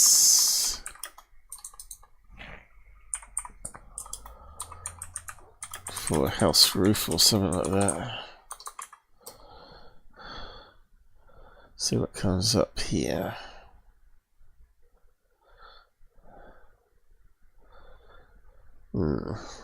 Not seeing the ones I'm after. Of course, Christmas lights are forever. I said spotlights. That's not spotlights. Images. Spotlights. Moving up and down. Alright, I've just got spots.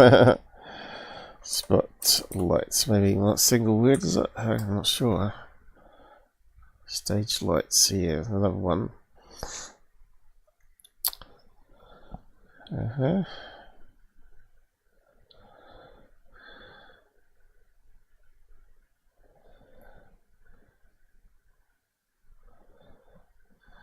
Yeah, there we go. Christmas light display. There we go. Some people spend a lot of money on that.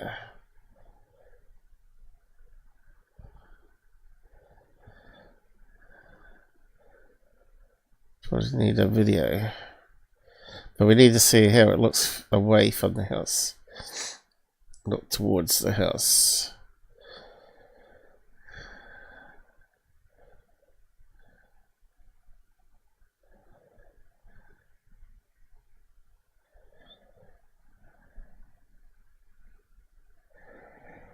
Probably not going to get the view we want. But there was something similar that came out last year around Christmas. So it might be something similar. Is it YouTube? Oh yeah.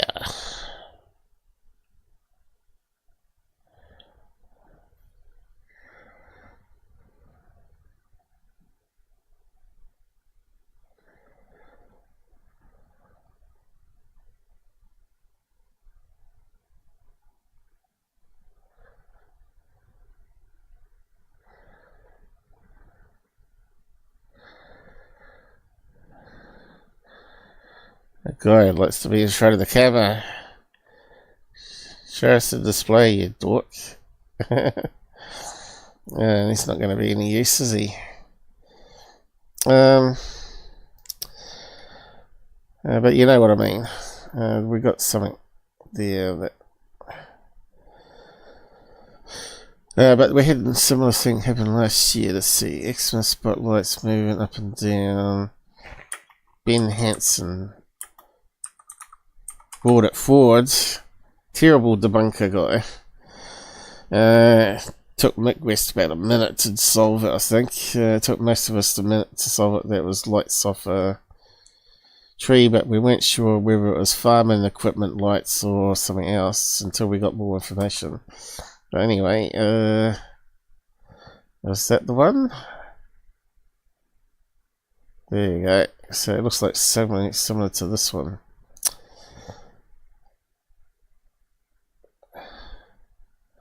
Likely source of multiple UFO reports was constant. Have we got a video though? Hey, do it, Bags. Where's the video?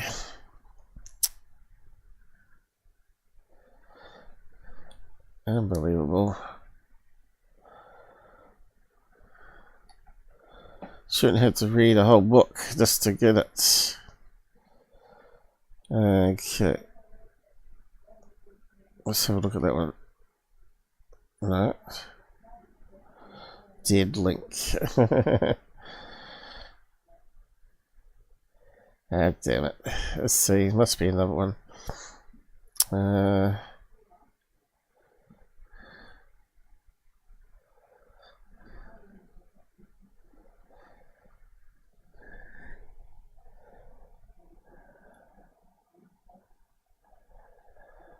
Let's have a look at that one.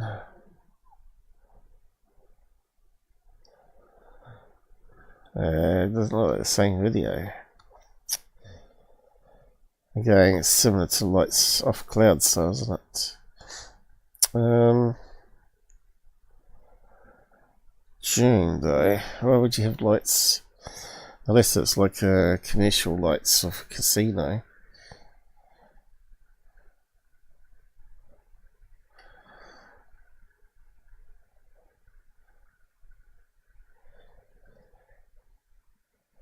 Yeah, I would have thought it was so hard to find a video of it.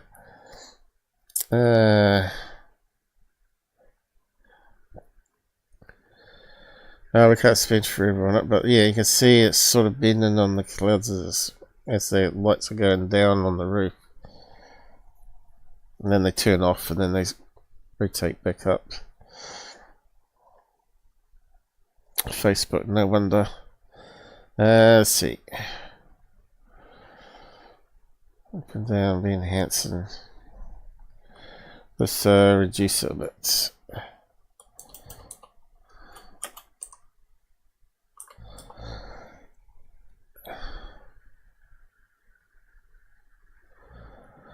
Nope.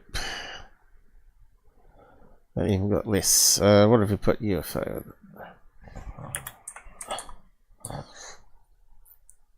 in? People.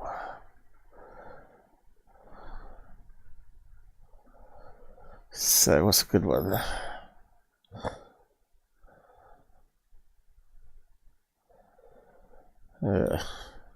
It's bringing up all sorts of other garbage. That's the one we're after. Looks like the same thing, doesn't it?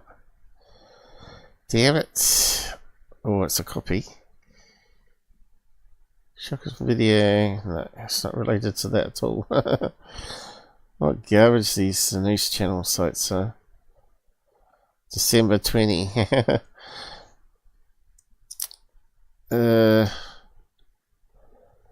Let's search on that. Sometimes we have to spend ages finding stuff just to prove to people what it is. And this is another point in question. As it gets older and older, less information is available because websites don't have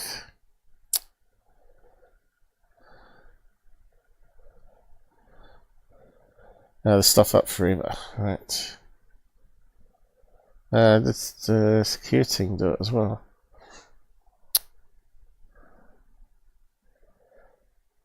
That's terrible. It really is.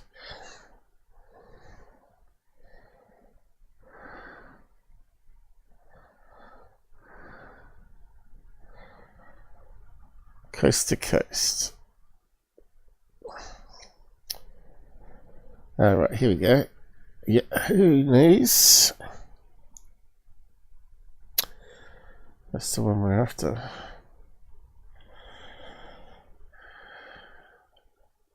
And we only got a still. Right, yeah. Damn, useless. They obviously didn't get permission to use it, right? So they just took a still. Christmas likely source, that one we looked at before. Social match, it's copied and posted around without any fact checking, right?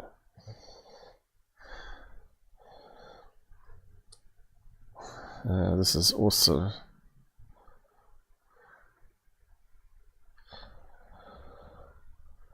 No. Yeah, see, it's got too old now. I bet it's on TikTok though.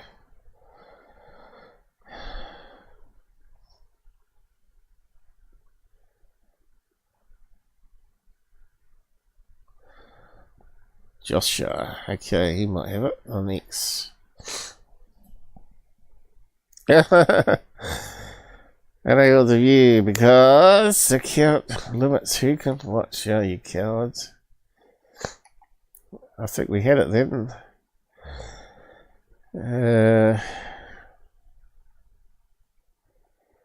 Here's another report of it. Maybe, no. Something else. Let's see Christmas lights do. I did try. Probably be able to pin it eventually, but not worth wasting time on it. And you can see, yes, something is older. Probably if we searched Ben Hanson's thing, we'll find the video probably on X. That'd probably be the way to go. X is more likely to have it. Oh, I'm going to need to go to the toilet, but I think we're running out of time. What's happened here on the other screen? Are we still streaming?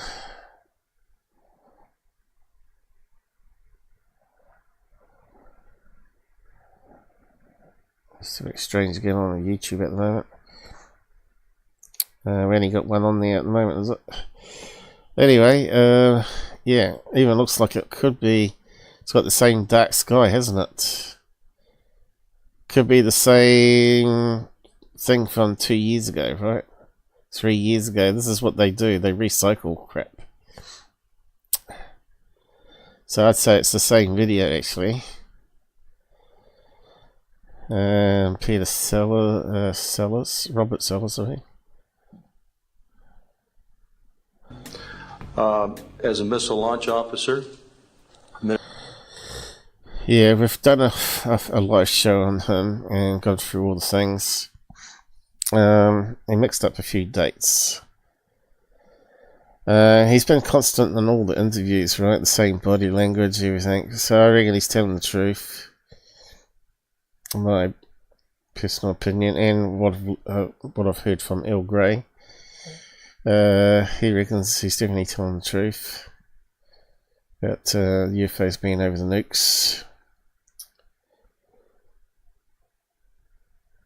So why are they playing that? Just to fill it in? And they're trying to advertise their stupid comic. Yeah, I might have to get going actually. 3.5 hours. I was going to look at more stuff, but I need to get a toilet, and there's not really any. Look at this thing here. I think I talked about that one before, haven't I?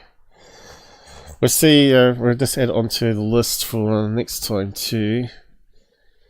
But I think I'll wrap it up in 3.5 hours. I think we haven't got enough interest still on the channel for doing live shows. Most people watch it after though, but still, 3.5 hours is a lot.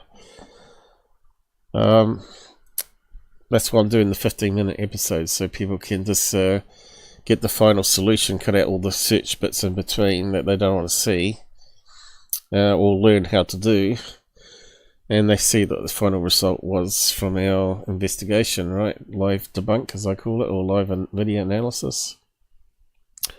So I'm going to wrap up because it's getting really, really hot here today, and I need to go to the toilet. Thanks for joining us anyway, guys, that hung out and weren't too tired or whatever. And see you again next weekend. End. Do hit a like on the way out.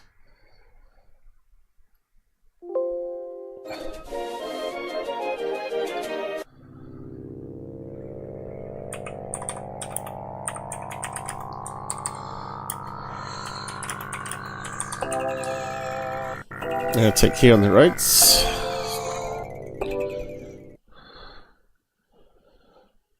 If you want to come on voice sometime, let me know in the side chats and I'll organise it. Anyone out there with something interesting to tell?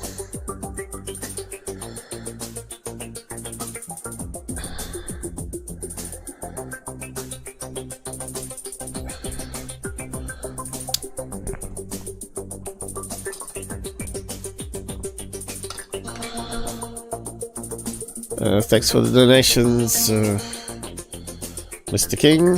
The only one, but he's going to disappear off the network, you say, so not sure what that's going to hold future for me trying to fund it all myself, but I guess we'll have to see.